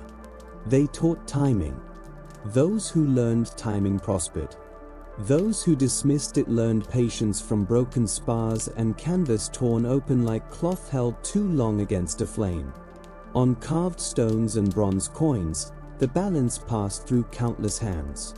Equators stood on Roman denarii holding the scales in one hand and the horn of plenty in the other, a quiet statement that law and provision walk together when a state is sound. In forums across Italy and the provinces, a traveler could place his own small weight on a public balance and test a merchant's measure without fear of insult. The device itself protected the act. Greek cities kept their metra beneath colonnades and marked them with priestly names, so responsibility could not drift. Above many of these benches, a relief of the Myrrh or Dike presided. Her hands rested open, fingers relaxed, a posture that cooled tempers before words were spoken. The lesson was simple and effective. Bring your measure into the light. Let the arm decide. Accept the result. Go home with your grain and your temper intact. Astronomers who loved the world for both its regularities and its surprises valued Libra as a marker of the season when the sun crossed the line of equal day and night, at least in their age. They recorded its position with care, and later generations recorded the difference with the same care. Hipparchus compared figures trusted by old men to numbers drawn from his own nights of observation and understood that the sky's frame shifts, slowly but surely. Precession entered the ledgers as calmly as a new column of figures. The scales remained the sign of balance in custom and poetry, while observers learned to hold two truths at once. The picture endures. The background moves. A patient mind can stand on both without losing its footing. In the hands of artists, Libra gathered meaning citizens could read at a glance. On friezes, a magistrate raises one tray and lowers the other until they meet. On painted panels carried after harvest, a small bronze balance sits before temple steps while the crowd piles bread on one pan and coins on the other until the beam steadies in air scented with must and laurel. In private houses, the emblem appears above doorways where accounts are kept. A father lifts a child to touch the carved beam. The lesson enters the body before it reaches the mind. Gesture becomes habit. Habit becomes custom. Custom survives bad years and ambitious men. The older memory of claws never disappeared. The names preserved it. Zubin Eskamali and Zubin el-Janubi traveled through languages and scripts, keeping a trace of the scorpion's reach even as textbooks separated the figure into an instrument. This double history felt natural to people who knew cities are built from stones taken from earlier walls. A figure can be freed and given a new office, while its former work lingers in the language like an echo kept within earshot. Storytellers under porticos could point to the arc of autumn and recount both lineages in a single breath. First the creature that seizes, then the device that weighs, a sequence as clear as turning a page. Courts favored the sign when tempers threatened to flare. On crowded days of disputes over dowries, fields, and water rights, an usher placed a small balance on the magistrate's table before the first case. He tilted the beam so it caught the light, then stepped back. The empty pan settled. For a moment, everyone sensed a center in the room that belonged to no one. Witnesses stood straighter. Scribes sharpened their reeds. The judge began. Hours later, the beam still stood, a silent participant. Few noticed it on leaving, yet its presence had shaped posture and softened words, which is often how order takes hold. When the vineyards finished their work, Libra remained to oversee what followed. Debts were counted and renegotiated. Weights and measures were rinsed and sealed for winter. Inventories of oil and grain were copied into fresh tablets. Guilds opened their chests and audited them in the presence of the device that defined their trade. Master and youngest apprentice placed stones together, the beam returning to center under 4 watchful eyes. Such rituals anchor a city's memory. They translate the image in the sky into acts that bind households to institutions and institutions to seasons. The scales overhead answered the scales on the table, call and reply across the year. Philosophers found in Libra a language that did not strain metaphor. A beam holds when the fulcrum is square and the arms are true. A polity holds when laws are legible and judgments predictable. Teachers could set wooden pans before students and let the device explain limits and proportion while a single lamp cast the beam's shadow on the wall.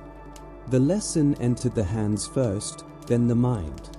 As autumn leaned toward early winter, the constellation crossed the meridian at dusk and drifted toward the west. Roof tiles cooled. Smoke from presses thinned. Summer's shouting softened into conversations carried at a walking pace. The scales did not stop working when they sank. Their habits continued in ledgers and storehouses, and in the measured steps of people who had learned to keep the beam level even when tired. In that continuity, it becomes clear why the ancients placed an instrument among beasts and heroes. Some chapters of the year require fearless strength. Others depend on steadiness performed without witnesses. Libra taught the second and made the lesson visible whenever the sun reached the border between light and dark. From that border, Scorpio rises. It comes up from the horizon like something remembered before language. First the hooked tail, then the long curve of a body thick with stars. Low in the southern sky, the heart burns red, a steady coal sailors recognize at once and farmers point out to their sons. Antares, rival of ours. The name tells you how it looks when the air is clear and the night is warm enough for voices to carry across fields. The scorpion assembles itself as your eyes adapt. A brow gathers near Jubba. Claws extend toward the west where the year has tipped. The tail bends tight and ends in a sting called shola, a word that tastes of sand and heat. It is one of the few figures that needs no help from imagination. Desert people knew it. Island people knew it. The Greeks gave it a story equal to its weight. Orion drew that story toward himself with the gravity of men who do not measure their words. A giant hunter whose reputation crossed seas in rumor. He boasted he would clear the world of every beast. Some tellings say he laid hands where he should not, turning desire into assault. The island of Chios remembers a king's promise delayed until it soured. Artemis appears in some versions, companion or judge. In one strand, the earth herself, Gaia, answered the claim without speech. She sent a scorpion from the ground. A creature that carries its weapon behind it and does not announce its angle until the last step. The meeting reads like a line cut into stone. Orion strides at noon across a flat country. Heat lifts in sheets. The scorpion comes from a shadow cast by little more than a rock. Small, until it is close. Then the weapon matters more than the size of the bodies. A quick arc. A puncture that looks like an accident and feels like fire beneath the skin. The giant stamps and turns, unable to find what has already done enough. Poison begins its slow work. Other verses drive him toward water. He wades until the surface closes over his head. Apollo's trick appears at the margins. A brother tests a sister, asking her to shoot at a dark speck far out at sea. The arrow flies true. Orion sinks. However the lines are written, the ending keeps faith. A man who claimed the right to end all wild lives becomes the warning against claims made without measure. Above them, the stars separate what must not share the same sky. Orion rises when the scorpion sets. The hunter and the sting never meet again. The order holds. The year turns. And the lesson passes quietly into the night. The gods set their witnesses where no hand could ever shift them again. Orion was granted a place among the winter stars, fixed and unmistakable. 3 bright lights draw the eye at once, his belt laid straight across the dark, and below it the sword hangs as if suspended in still water. The dogs race at his heels, frozen in their eternal chase. He lifts a club into a sky that offers no resistance and needs no blow.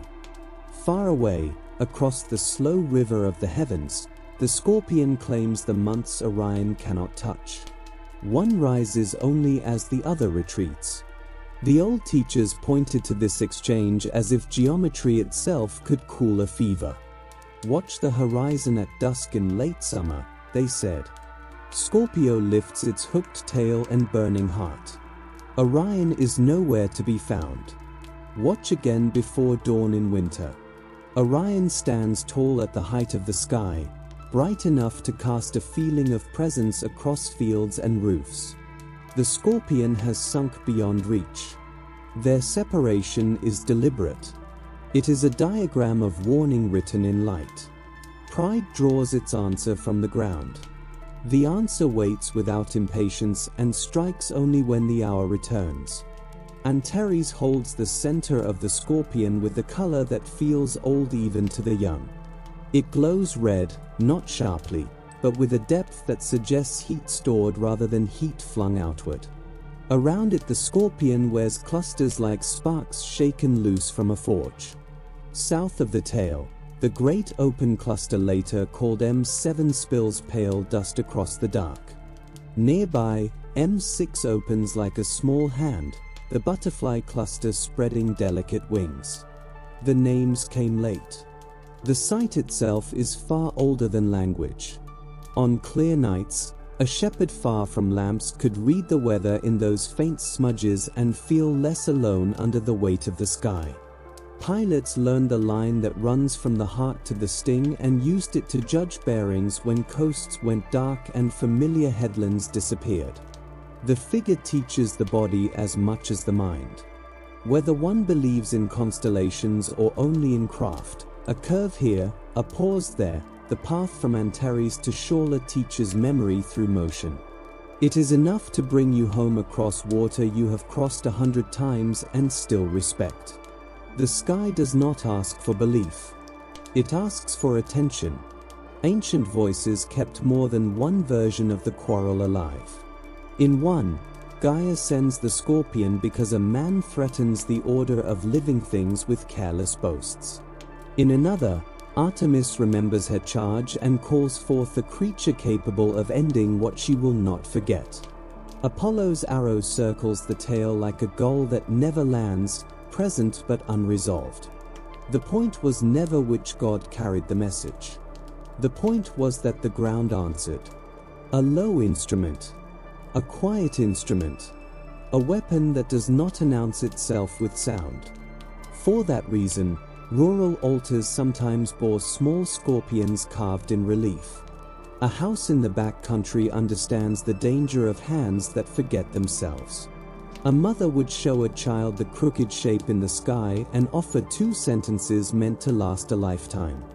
Do not boast against the world. Do not mistake speed for safety. Scorpio governs the deep heart of summer, the weeks when sleep grows thin, dogs bark at nothing, and the countryside waits for a wind that does not arrive. In those hours the red heart hangs over tiled roofs and turns entire towns into listeners. Poets who cared about measure favored the sign for the same reason magistrates respected Libra. It explains without ornament. A body, a weapon, a single jewel at the center, each part faithful to its task. The counterstroke the constellation teaches moves quietly from ritual into habit. Men who had grown careless with their strength stood in courtyards and traced the bent line of the tail against the sky, feeling their voices soften without knowing why. Boys counting stars from a wall stopped at the sting and counted again, careful not to miss it. The constellation did its work simply by being what it is. The calendar folded the lesson into action when the scorpion rode high. Harvest plans hardened into dates. Heat pushed cities toward evening courts and shortened mornings. Roads emptied at noon and filled again at dusk. Vine leaves curled under glare and lifted when darkness brought breath back to the hills. The sign offered no omen for individual fate. It spoke to the whole. Keep to shade in the worst hours. Cut earlier than pride prefers. Tie bundles with more care than last year, because the air drinks sweat faster than wells can answer. The same voice reached soldiers on border posts and crews in anchorages where the swell never sleeps. The figure told them to shorten the morning watch, to think twice before chasing a quarrel into open country, to place weight on prudence until the season turned. The Greeks allowed the scorpion to hold its ground opposite the hunter and repeated the story in full daylight. The image traveled from vase to wall to coin, and always back to the sky above the speaker's head. It never lost the edge that made it useful. A creature drawn with economy. A sting bent like a question that refuses to be ignored. A red heart set at the center to remind the strong that the world holds forces indifferent to crowns and clubs alike. Scorpio sits along the ecliptic, the road the sun walks each year, though the sun's stay among its stars is brief. Ancient observers who kept strict calendars gave the scorpion only a handful of days before the sun crossed into the realm of the serpent-bearer. The brevity sharpened attention. This was a gate, not a dwelling. The Milky Way flows through the same region, lending the scorpion a depth that feels almost physical on nights far from lamps.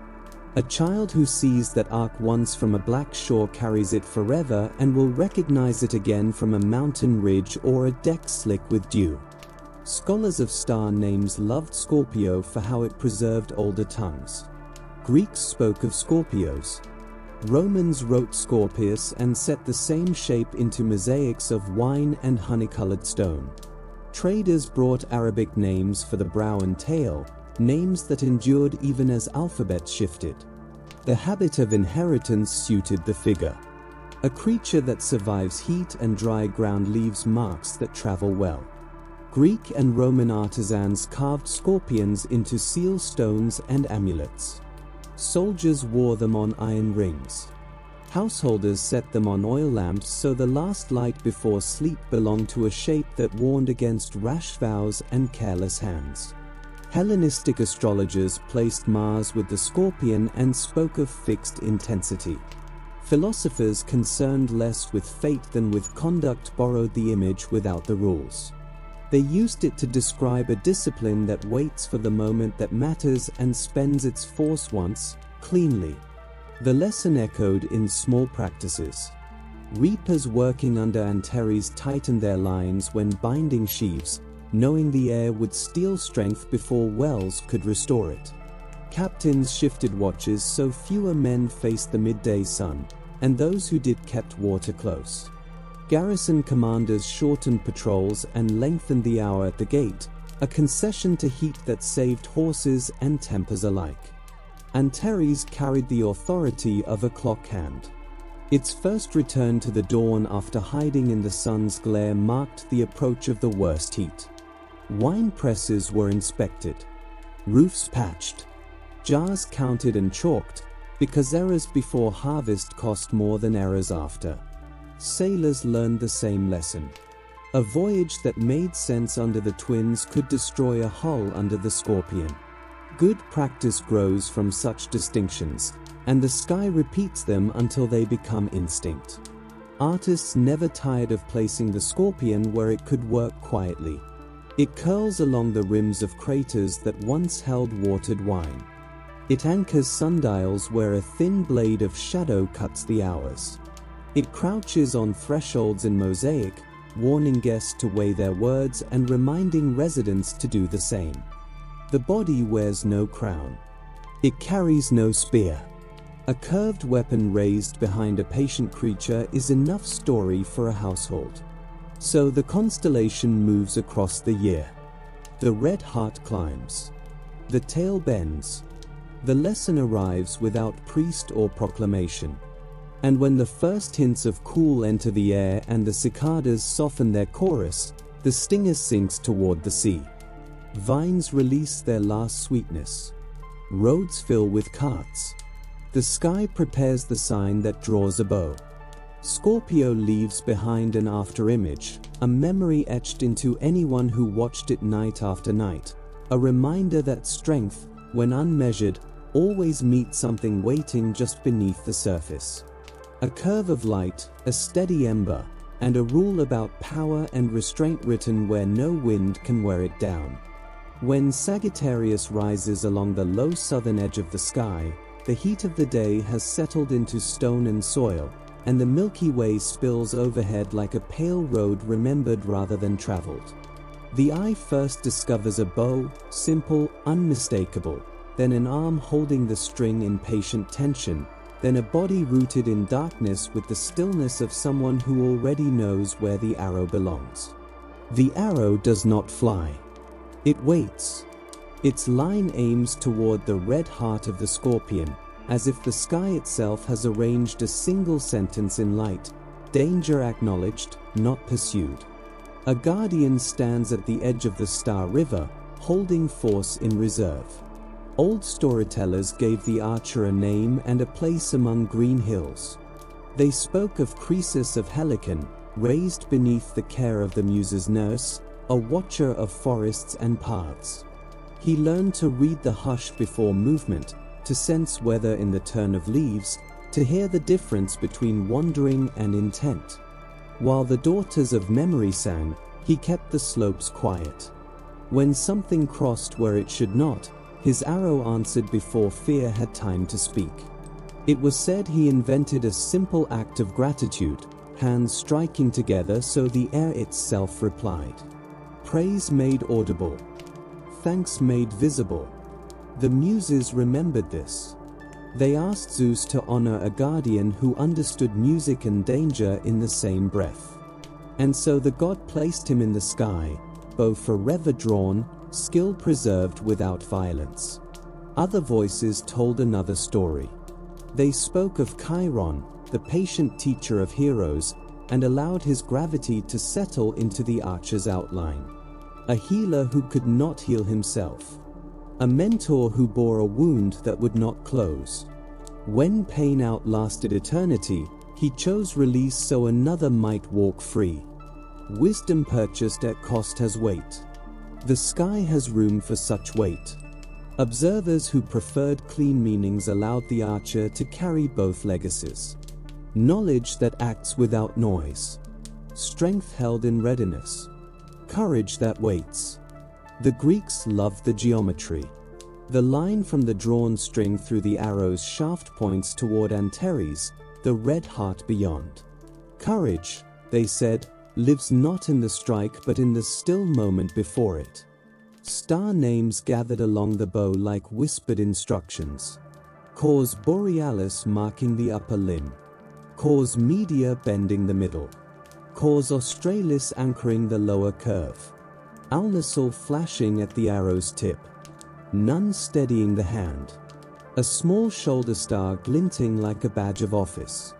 Priests copied these points into lists, then lifted their eyes to confirm the pattern until memory no longer needed ink. Sailors cared less for the body than the bow. Its curve alone could be set against the sea to keep a course true when coastlines disappeared. Sagittarius stands where the star river thickens. On clear nights far from lamps, the sky deepens there, darkness cut through with clustered light, like breath on glass. Shepherds lying against warm stone felt the depth and kept a quiet respect for that quarter of heaven. The ecliptic passes here as well. Planets cross the archer's arm one by one, travelers asking leave to pass a guarded bridge. Calendars took note. Tasks were assigned. Stores moved before thunder. Rigging checked before launch. Water placed where hands could reach it without stopping. The myth gave practice a face. Artists carried the archer everywhere. Painted on vases, bow caught mid-curve. Cut into tiny stones worn on rings. Laid in mosaic across bathhouse floors where steam softened voices and footsteps echoed. Everywhere the same lesson waited. Preparation lives in small motions.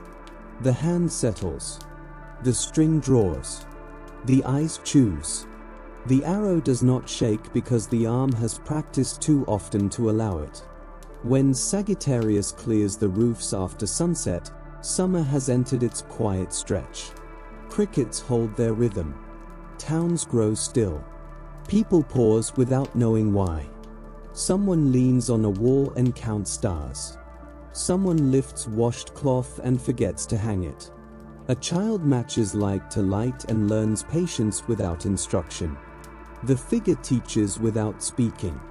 The Milky Way thickens behind the bow like smoke carried low. Later ages will see a teapot there, steam rising from its spout, and remember the place forever. Calendar keepers mark these weeks for endurance. Heat still lingers. Storms threaten hills at dusk. Roads hold dust. Rope must be mended. Water must be ready.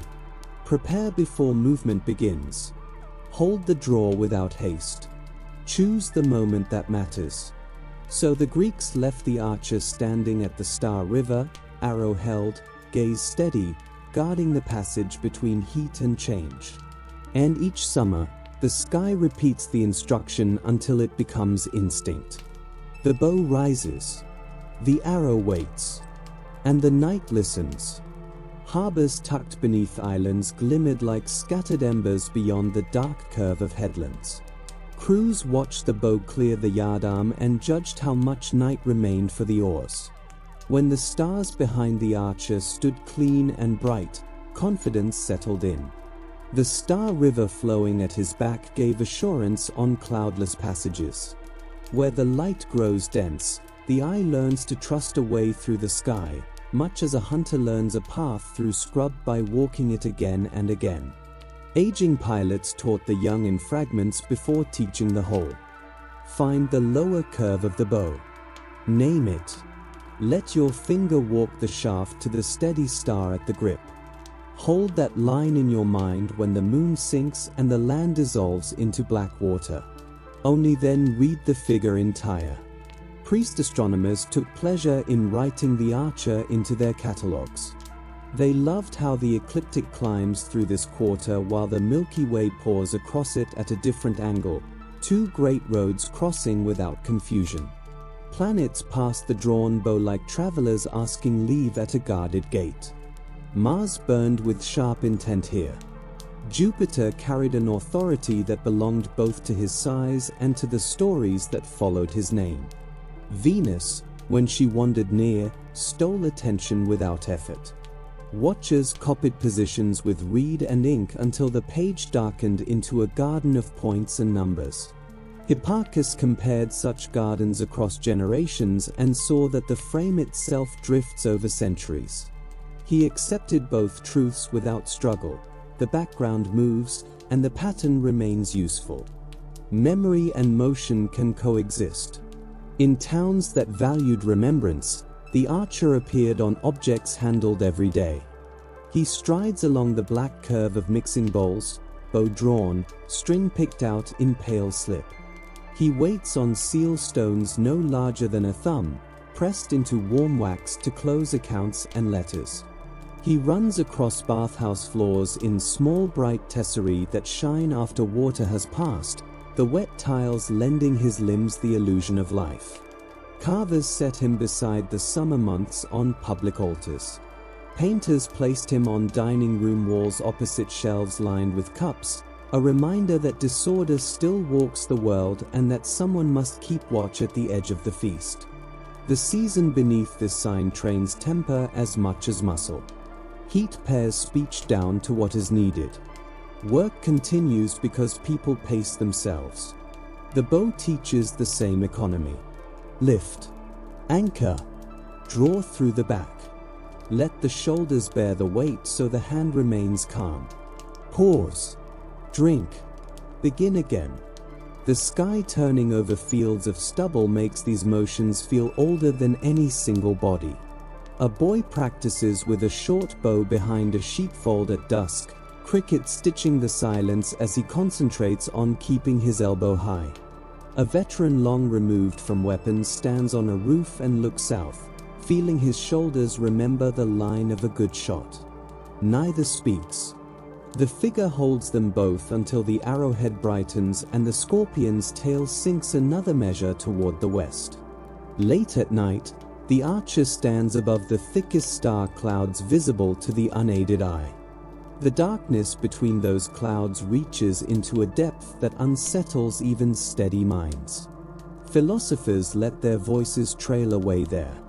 The world beyond the world presents itself without ornament. The bow aimed into that depth gives attention a task. It allows the eye to feel small without feeling lost. Count the stars along the shaft. Place the arrowhead. Trust it will be there when you look again next year. A named pattern steadies thought when summer has run long and fatigue blurs the edges of things.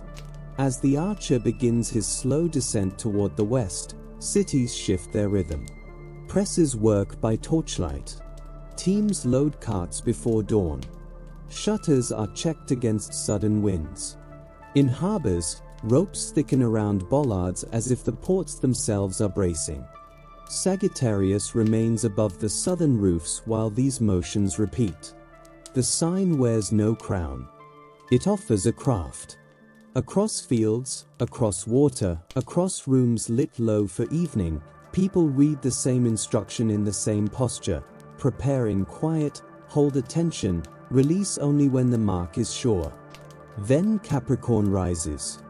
The year thins. Fields breathe the dry scent of stalks left standing for birds. Evening brings a clean cold that sharpens sound. Roof tiles click as they settle.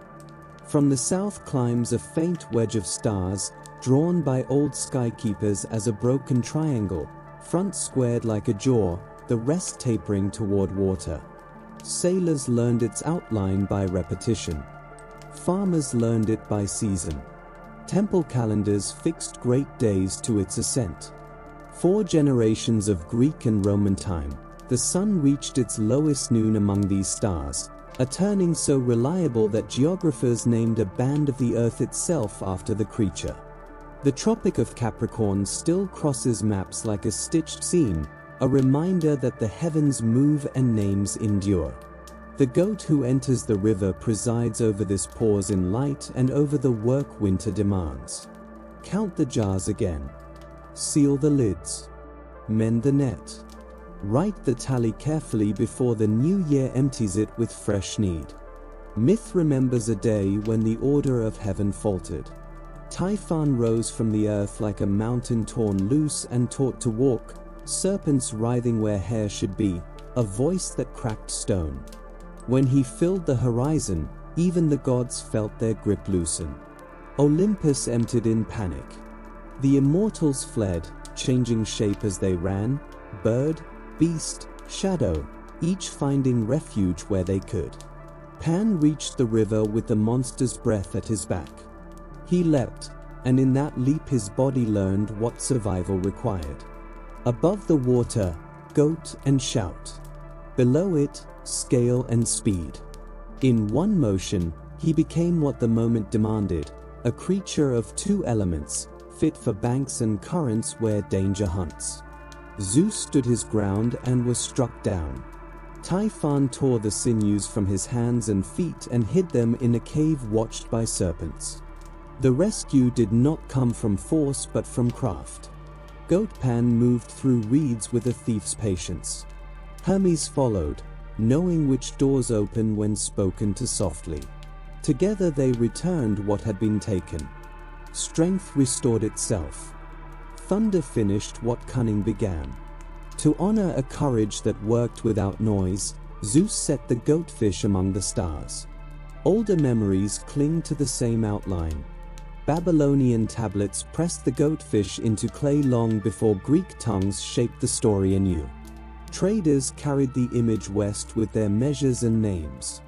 The Romans kept it at the hinge of winter, filling the season with Saturn's feasts, stored grain, and open hands. Even after astronomers proved that the solstice creeps along the ecliptic over centuries, the name held. Names carry habits. Habits keep granaries honest and ships in harbor when the wind is wrong. So Capricorn keeps watch. Quiet, exact, patient, and the year turns. The stars of the sea goat speak in a restrained grammar that rewards trained eyes. Nothing here shouts for attention. Meaning arrives slowly, as if invited rather than announced. At the far end of the figure, a steady white light marks the tail, a quiet anchor where the imagined body slips into darkness and water. Near the head, two close-set points appear on exceptionally clear nights, grazing one another like paired horns. They test patience and eyesight together. Along the upper line glows another star whose name wandered through many languages and settled into a season when households thin their herds for winter.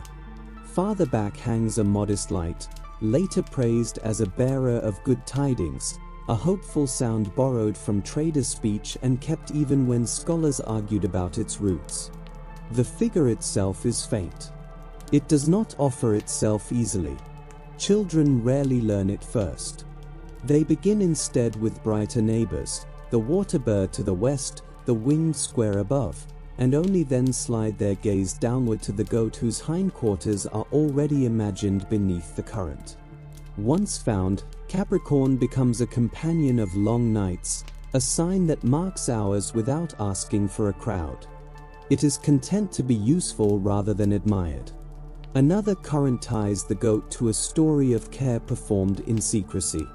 When Zeus was hidden as an infant in a cave on Crete, a goat named Amalthea fed him with her milk while armored dancers clashed shields to mask his cries. In play, the child broke one of her horns. The loss was not left as loss. The gods charmed the broken horn and turned it into the cornucopia, a vessel that pours grain, fruit, and wine without end. Images of that horn passed from hand to hand. Cities held it, fields received it, but the memory of the goat remained written in the stars that preside over the year's stores. Once seen, the line from a mountain cave to the low wedge of winter sky is short. Care becomes abundance. Abundance demands vigilance.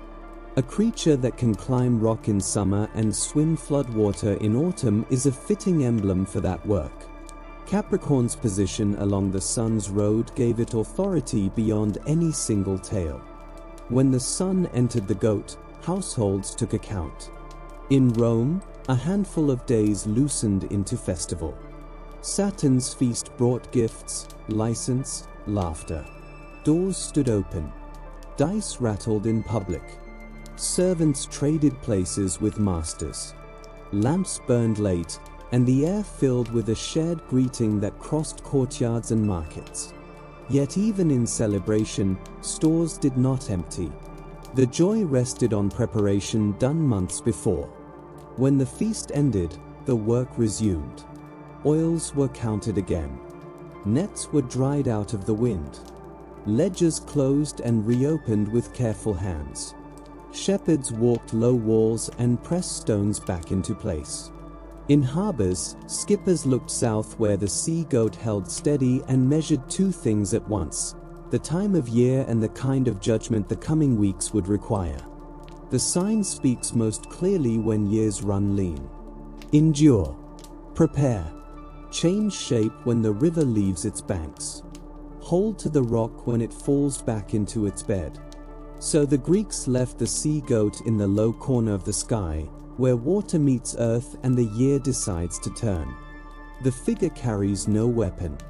It carries a lesson about survival that travels easily, from clay tablet to temple wall to a pilot's night watch. A goat that learned to swim once carried back the sinews that restored thunder to the sky. The image preserves that truth without embellishment. On frost-marked rooftops or in courtyards washed clean by rain, eyes find the spare triangle and the faint tail star.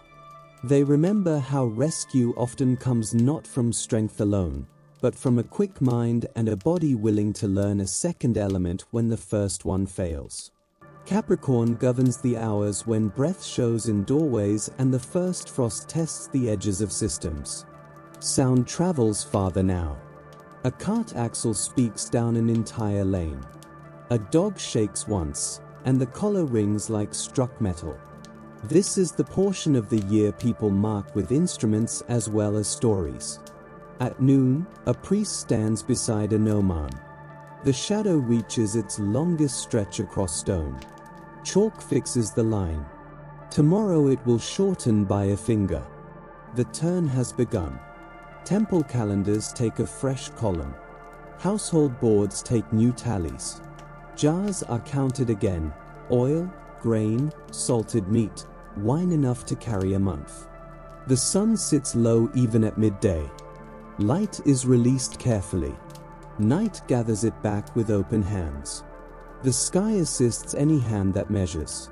Near the goat lies a small cluster that looks like breath on glass. In dark air it can pass for a blurred star, but it is a gathering of ancient suns bound together. Shepherds learn its behavior before they ever know its catalog name. When the night is sharp and dry, it shows a bright core. When haze settles low, it dissolves. The difference teaches whether better than boasting ever could. Many of the goat's points please those who love doubles. The foremost horn resolves into 2 stars. Others keep quiet companions. The tail star holds steady most nights, then dims briefly when a dark body crosses its face, an eclipse repeating on a scale few lives can count. These are lessons for those who sit long with cold. They form a grammar for patience in months when strength matters less than endurance. Cities mirror the same steadiness in custom. After Saturn's week, altars are cleaned. Floors are swept. Weights come out of cupboards. Scales return to counters. Measures are tested at public benches. The year does not heal itself by magic. It holds together because habits survive pleasure. Capricorn stands watch while this happens. The goat enters the river. The tail keeps the current. The body holds the bank. Power borrows its symbols from the sky. Augustus chose the sea goat as a badge, striking it on coins and standards.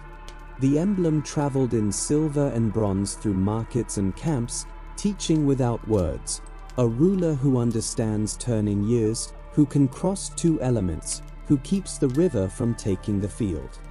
The message reached where speeches could not, into pockets, onto palms, into daily exchange. Long after the men were gone, the goat still looked up from the earth and spoke the same sentence in metal. The constellation remains low and modest. Sailors value such signs. They signal season more than direction. When the goat clears the sea line in early evening, wise skippers shorten their plans. Long crossings wait for spring. Cargo is lashed twice. Harbors are added to the week's map. Inland, shepherds draw flocks into shelter. Potters clean wheels. Scribes close books and open new ones with steady strokes. In these rooms, the old story holds. A goat fed a hidden child. A broken horn became abundance. The shape hangs near cupboards as a promise that care will carry another year to the table. The goat in the sky and the horn on the shelf speak the same language from different heights. Capricorn stands between the water-bearer and the fishes. Winter moves through them like a river through cut stone. The goat enters first because he knows both bank and current. The next carries water without spilling. The last swims below the surface, bound by a cord that keeps two lives together. And the year, having reached its lowest point, begins, almost imperceptibly, to rise. Order matters. First the turning of the year, then the carrying forward, and only after that the crossing into what comes next. Greek eyes learn these chapters the way children learn the bends of a familiar path near home. The sky was not decoration. It was an atlas and a manual. It was also a memory palace, built to be walked again and again. Hands that once pressed chalk against stone to mark the solstice shadow returned weeks later before dawn and saw a new figure lifting at the rim of the world. Where the goat had stood firm, a youth now rose with a vessel at his knee. Philosophers found no difficulty in drawing instruction from the change. They preferred lessons that survived contact with ordinary life, and the sky obliged them without drama. The sea goat had taught restraint and preparation. The water-bearer offered another sequence of truths. Change shape when survival demands it. Rescue need not shout to deserve honor. Storage is not greed when it stands between a household and hunger. Strength endures winter by accepting limits rather than denying them. In porticos lined with cold columns, teachers wrote such sentences on tablets and then allowed their students to breathe white air and think. Above them, the sky gave assent. No thunder, no omen, only a modest pattern of stars rising, and a night that asked for fewer words and more endurance. As the days lengthen by minutes, the season loosens its grip. Frost holds only in shadow. Air begins to move through streets again. Dogs stretch and sleep in sunlit corners against east-facing walls. The goat slides west early in the night, carrying with it the thought that governed the month. The turn has held. Stores have lasted. The river has stayed within its banks. Ahead waits a new shape, already lifting its vessel. The year is a craft learned in sections. Capricorn guards one of the hardest and dignifies it. Aquarius follows, not with command, but with offering. Aquarius begins, in Greek telling, on the slopes of Mount Ida, where grass remains soft even late in summer and a boy watches sheep with the patience of someone who listens more than he speaks. This is Ganymede, son of Tros, whose name would one day give Troy its weight in story. He walks barefoot along the ridge with a staff cut that morning from young ash. Dogs lope at his heels and stop when he stops, as if they too have learned to read the wind in the hum of insects. The sky above him is a blue that promises mercy. Ganymede looks up with the unguarded gaze of someone who has not yet learned that the gods prefer surprise. Zeus sees him from a height where kingdoms look like coins. Desire follows its ancient path. It rewrites rules in a single stroke and expects the world to adjust. The king of the sky chooses a form that will not alarm a shepherd until it is too late. He becomes an eagle, silent in descent. The hawks of Ida know this bird and give way when its shadow cuts the slope. The air smells of sheep and thyme. Light folds, then darkens, as if a cloud has arrived without warning. Wings gather the boy from the ground, lifting without violence and without permission. Staff and sandals fall into grass. Dogs rear and bark, then shrink as the world pulls away beneath him. The flight stretches like a long thought spoken slowly. Ganymede does not cry out. He counts feathers, as if understanding can be found in small things. Fields become patterns. Rivers thin into threads. The sea lifts like a tilted plate of metal. Fear and awe trade places behind his ribs. He notices the strength of the eagle's neck, the steadiness of the wings. He understands, before words arrive, that there is no road back. Olympus receives him without gates. Whether there waits to be instructed. Columns gleam as if rinsed by rain. Marble floors drink sunlight and return it gently. Gods look up from their cups as the eagle enters a hall scented with resin and crushed mint. The bird sets the boy down. He sways once, then stands. Zeus faces him with the promise and threat of a storm that has chosen its valley. Hermes appears, as he always does, when the air shifts and something must be carried between worlds. Hera watches with a stillness that understands what has been taken and does not approve of how. Ganymede learns service among immortals. He carries water scented with laurel. He pours nectar bright as shell light. He moves with a calm so complete that even Ars lowers his voice when the boy passes. In some tellings he replaces Hebe. In others, he serves beside her. The detail shifts with the singer. The image does not.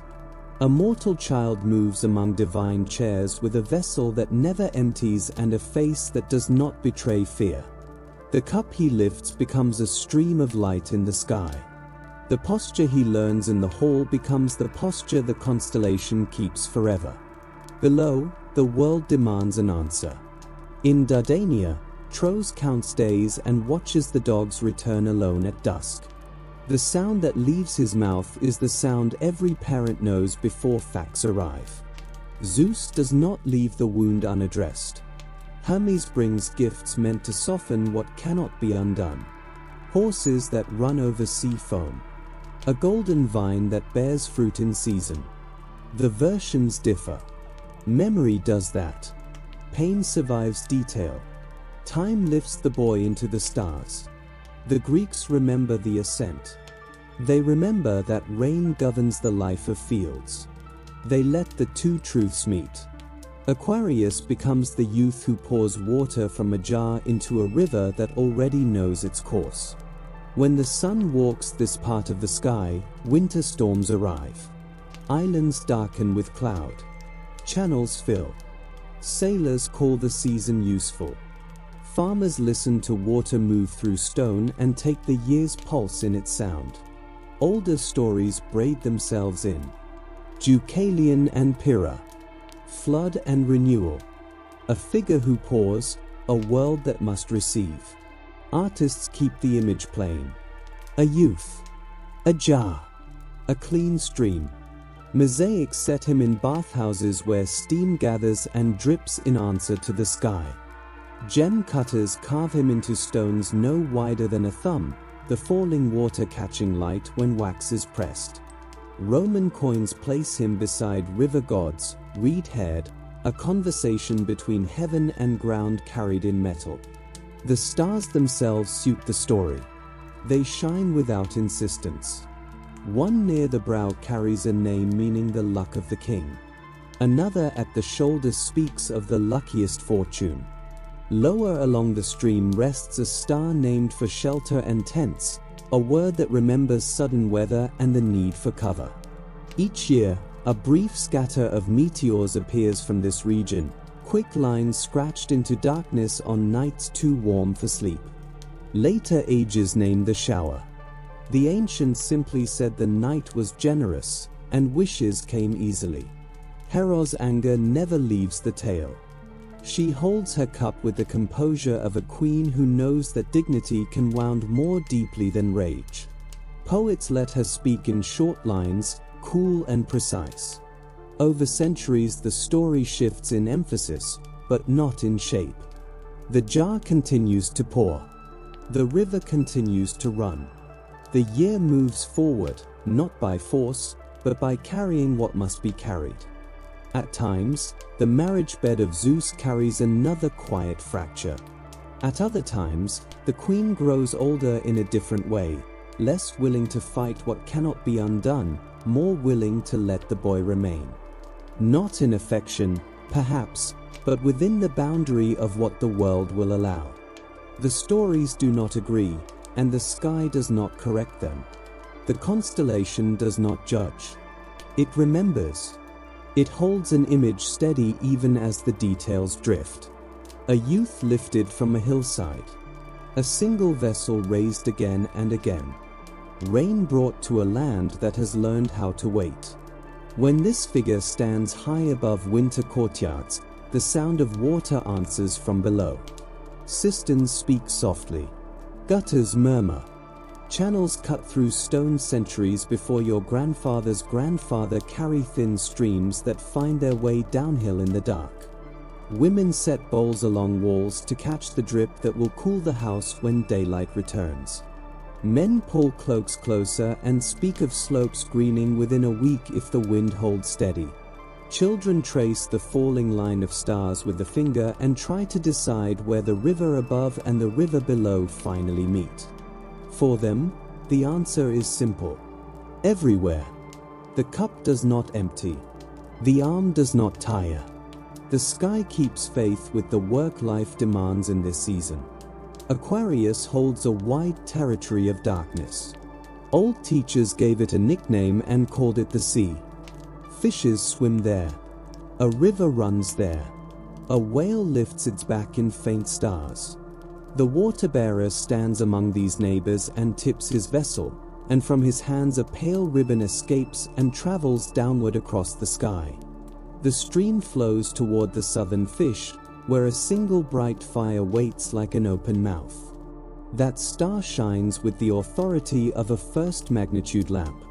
It gathers the falling water as if the heavens themselves had arranged a meeting between thirst and relief. Sailors learn the pattern once and keep it for life. Find the jar. Follow the zigzag spill. Let your finger drift until it reaches the lone bright star that steadies courses over warm seas. A picture becomes a path. The path teaches the sky. The jar itself forms a small figure nested inside the larger one. 4 stars shape its rim and throat, a narrow fork lifted upright. Ancient lists name them carefully, and one carries a title that leaves no doubt about its role. Hider. Water. From that small cup, the long flow begins, a chain of dim lights that rewards patience. When haze swallows the faint stream, the bearer's leg provides a guide. Delta Aquarii shines with dependable clarity, its old name echoing words for bone and gait. Sailors trust it when the rest dissolves. Beyond it, other steady lights guard the shoulder and back, their names traveling west long ago with merchants and measures and songs. Families whisper those names on flat roofs while rain knocks on channels below, charms spoken aloud into moving air. This figure reached Greece already ancient. On clay tablets pressed beside the Euphrates, a great being stands with a jar from which rivers pour. The scribes called him mighty. He stood with the Lord of wisdom and the deep. The water was not decoration. It was law. It arrived in its season and made cities possible. The image moved with wine and copper and stories told too often to forget. Mountains changed. Seas changed. The jar remained. The stream remained. Greek tongues gave the bearer a new name and a history shaped for shepherd hills and marble courts. Yet the older memory still shows through, like lines beneath fresh paint. A figure holds a vessel. The world receives what it needs. Mediterranean weather added its own authority. When the sun crossed these stars, rains followed from the west. Some years they came heavy and sudden. Other years they soaked the ground gently. Farmers opened channels cut into dry stone and listened as water returned with a sound the body remembers even when the mind forgets. Cisterns filled. Caves breathed damp air. Olive roots drank deep enough to keep their cool into spring. Above, the sky marked the season. Below, the ground answered. Roofs began speaking all at once in the dark. Steps grew slick.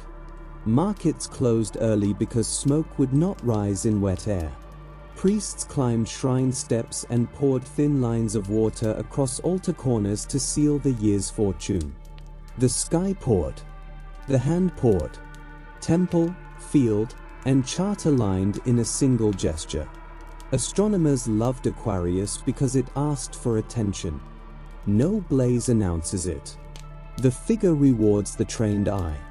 They recorded it among the old constellations, mapping the crooked thread of the stream star by star so a child on a roof could learn it without argument. They noted a faint cluster resting inside the lines like breath on glass, bright on clear nights, gone on dull ones. They also learned to expect visitors. In the heat of late summer, faint streaks arrive from this region before midnight. The southern delta Aquarids sketch brief lines across darkness. Old men who never named the comet still taught children to watch from quiet beaches where the sea keeps time. Artists placed the youth wherever water mattered. In bathhouses, he strides across mosaics where steam gathers. In courtyards, his painted stream seems ready to fall into real basins catching rain. On coins, he stands beside river gods with reeds in their hair, hands open to the sky's gift. Calendars copy him into months when jars are checked for cracks and springs speak loudly in gullies that were dust in high summer. Cities read themselves through such images. Customs follow. Draw water early. Share with the neighbor whose system sits low. Carry a cup upstairs for the old man who cannot climb in rain. Sailors learned their own lessons. They watched the jar rise after dusk and counted nights until the first strong gales. Voyages shortened. Lashings tightened. Profits shrank and lives lasted. A helmsman who had buried friends did not need prophecy. He needed a picture that offered a rule. The pouring jar gave him one. The myth never hardened into a single meaning, and that is why it endured. It told of a boy taken and transformed. It told of rain that arrives when vines stand bare. It told of a father who learns to live with absence. Sometimes the stream saves. Sometimes it threatens. Humans recognized both faces and planned accordingly. A mason widened channels before storm season. A magistrate moved grain from low storehouses. The water-bearer did not speak. He poured. The world learned how to receive. When Aquarius stands at the heart of the winter sky, the towns below show small signs that the work has been done. Laundry dries slowly by lamplight. Fires burn low so smoke will not linger. A child counts the stars of the jar. A mother listens to water moving behind the house. A father checks roof pots and tips them before they spill. Above them, the youth continues his task. One steady arm. One shining cup. A duty that keeps its shape through years and storms alike. Beyond him, the shoreline of Pisces waits, older than maps, and ready for the crossing that comes next. The air smells of reeds and cold stone. A broad river moves past with a sound so soft it erases footsteps and leaves only the pulse of the heart. Typhon has risen from the ground, and the world has learned how large terror can be. Hills shudder. Temple walls shed dust like breath. Forests bend without wind. The gods scatter, choosing borrowed shapes that will mislead any hunter who follows scent or sound. At the river's edge, Aphrodite arrives carrying a child. Eros clings to her, one arm looped around her neck, the other pressed against a quiver far too heavy for a body that small. Behind them, the earth swells and exhales, as if something vast were breathing beneath its skin. Ahead, the river offers both escape and risk, water answering chaos with its own moving force. She kneels at the bank and reaches into her girdle, drawing out a length of cord. It is ordinary fiber, twisted and strong, the sort a fisherman would trust without thought. She loops one end around the child's wrist, the other around her own. The knot she ties is simple and firm. It holds a single idea, clear and sufficient for moments when the world accelerates beyond reason. We will not lose each other. She steps forward. Water closes over her calves, her hips, her shoulders. A change moves through her body with the quiet authority of survival. Flesh learns water. Legs narrow and soften into a line that yields to current. Ankles lengthen into a tail that understands flow. Her arms remain arms, still made for holding the child. His feet flash once, then fold into a swimmer's fin. The cord tightens between them. They slip beneath the surface, and the river takes them as a road takes one who knows its turns. Some tellers say that 2 river fish rose from below and carried them through the first hard pull of the current. Creatures of water do not fear monsters of air and earth. They know their element and work without speech. They guide goddess and child into the seam where surface noise fades and deeper flow steadies the body, then angle toward a bend where the bank lowers and reeds break the rush. When they surface, the first breath tastes of clay and willow bark. Eros coughs. Aphrodite gathers him close and feels the cord tug as water drains from their bodies. She looks back once. 2 tails cut upstream, a final sign of help, then vanish into shadow. Gratitude does not need words. She fixes the image in her mind with the clarity of someone who intends to repay a debt. Later, when roads are safe again and Typhon's voice lives only where the earth remembers its wounds, the sky receives a gift to preserve that night. 2 fishes appear among the stars, bound by a ribbon that crosses darkness like a quiet arc. There is no throne here, no weapon, only the shape of a promise kept with cord and breath. 1 fish rests near the great square of Pegasus, marked by a small ring of modest stars called the circlet. On autumn evenings, it floats above grey water like a wreath laid gently down. The other fish lifts its head toward Andromeda and a slim triangle of light that brings order to a corner of the sky. Between them runs the ribbon, faint but unbroken. At its center shines a single star, the memory of the knot. Alrisha, the cord of the fishes. The name traveled far, carried by caravan voices from river cities to harbors, written down at last in rooms where scholars loved lists and margins. Pisces wears its faintness deliberately. It does not call out. It asks patience. In return, it offers paths. Begin at the eastern corner of Pegasus, where Algenib anchors the square. Drop your gaze toward the circlet until the small loop appears, an old lesson fathers teach children from flat roofs. Follow the ribbon eastward until the knot steadies the hand. Lift along the line to the second fish, leaning toward Andromeda's chain. A sailor who can do this without light can find a harbor mouth in fog. A farmer who knows it can teach a daughter how spring announces itself in ditches and frogs. Older names cling to these stars. Babylonian scribes pressed 2 fishes tied by a cord into clay and said the figure belonged to a goddess of heaven and the powers of deep water. The great swallow once flew here in the earliest star maps. Traders carried the image west with weights and stories still smelling of river mud. Greek tellers changed the setting, added hills and storms and a monster of their own temper. They kept the chord. They kept the pair. They kept the truth that escape can be sacred and gratitude deserves a place in the sky. Romans followed the sun through the same waters and set the fishes into mosaics that still shine under museum lamps while rain streaks city glass. Pisces mattered even to men who preferred numbers to song. Over centuries, the vernal equinox drifted into this constellation. The first point of Aries remained a name long after the sun crossed elsewhere. The sky allowed the error. Practice adjusted quietly. Spring began beneath the fishes. Star keepers lingered here. Beta Piscium marks the mouth of one fish. Its name says so plainly.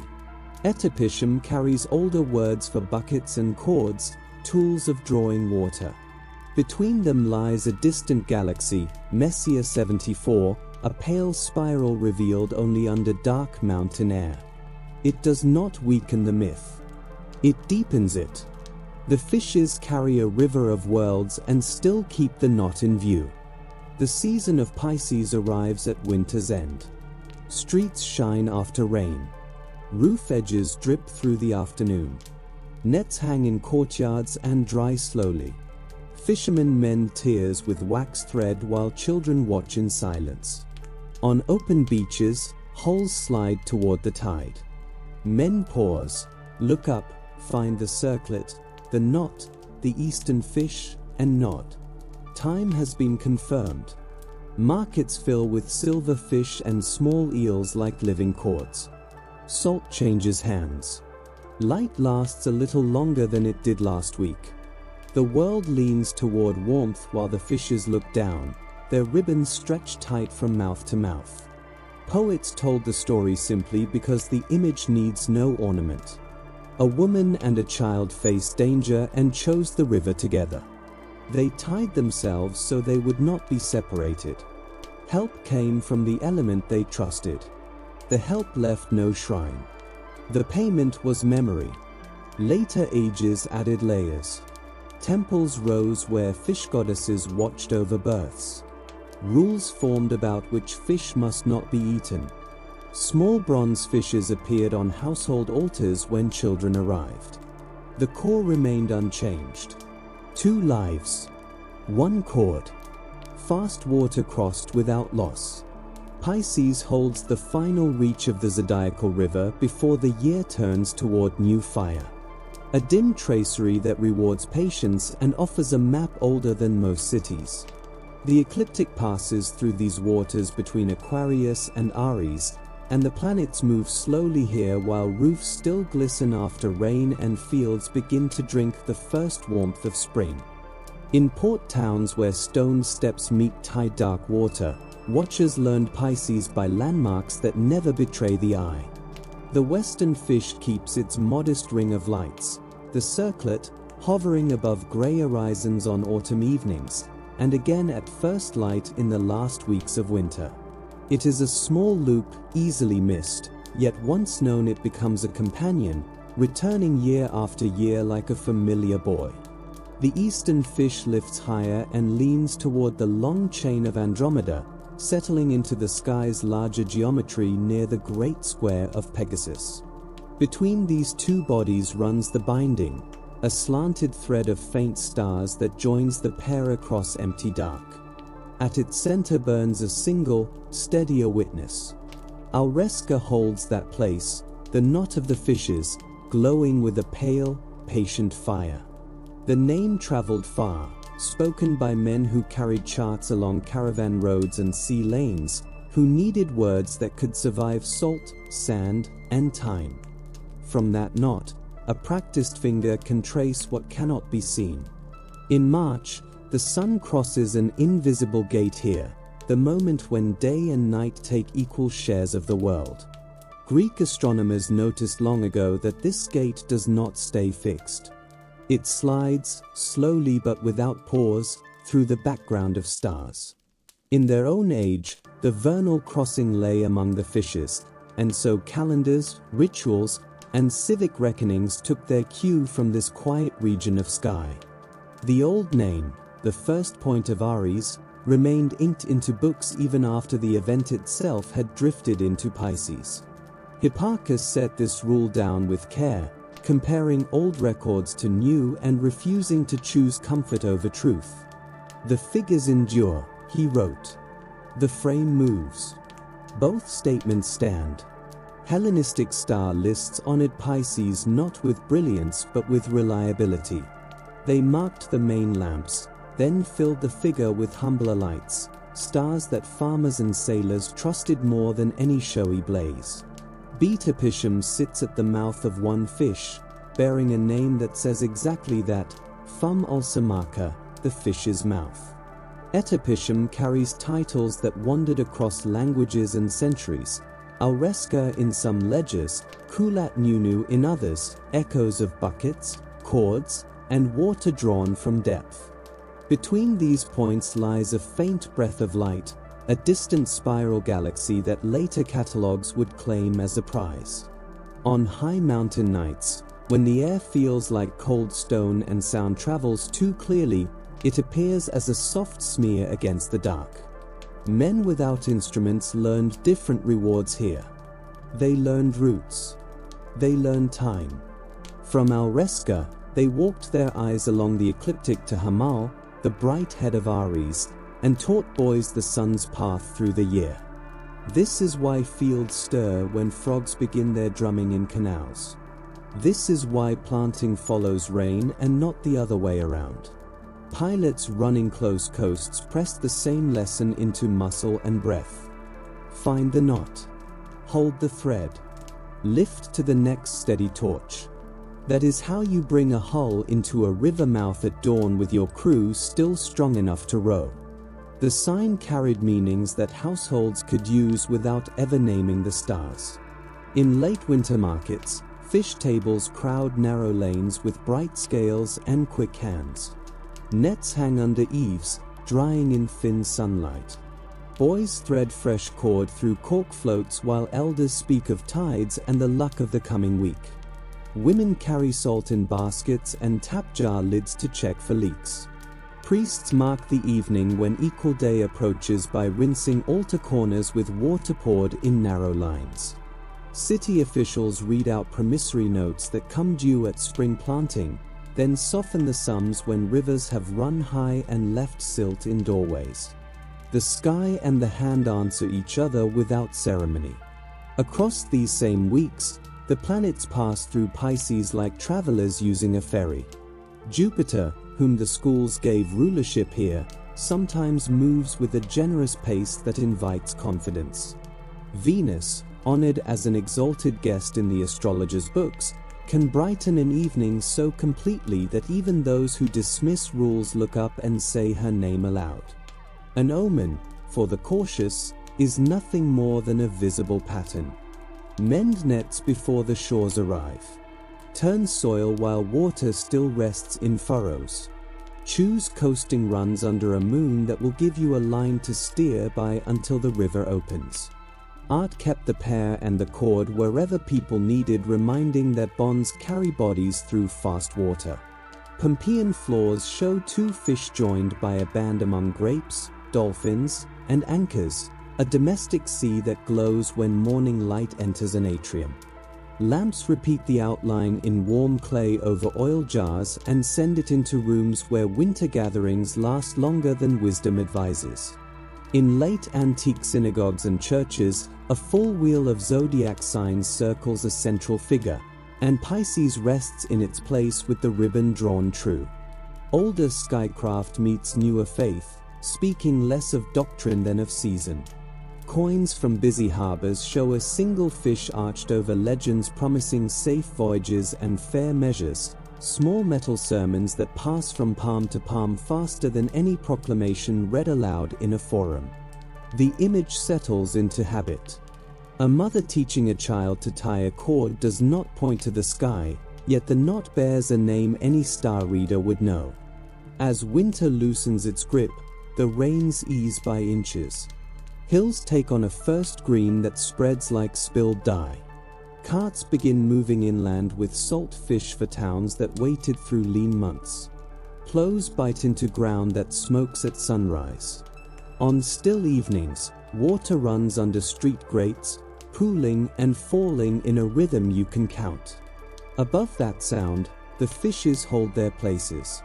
The western loop hangs over a horizon colored like old pewter. The eastern head reaches toward Andromeda, where stories of rescue and return take their turns as spring gathers between the two bodies. The line remains drawn. Alrisha keeps the knot. That single point carries a lesson farmers, pilots, and magistrates have all used in years that asked for endurance. Bind the lives that must not be separated. Keep the thread visible. Yield to the current when the bank gives way. Climb out together when the bend allows it. When the sun finally steps through the vernal gate and daylight begins to outgrow night, the fishes drift lower each evening and make room for the ram waiting beyond the line. The river still runs beneath the story. The cord still holds.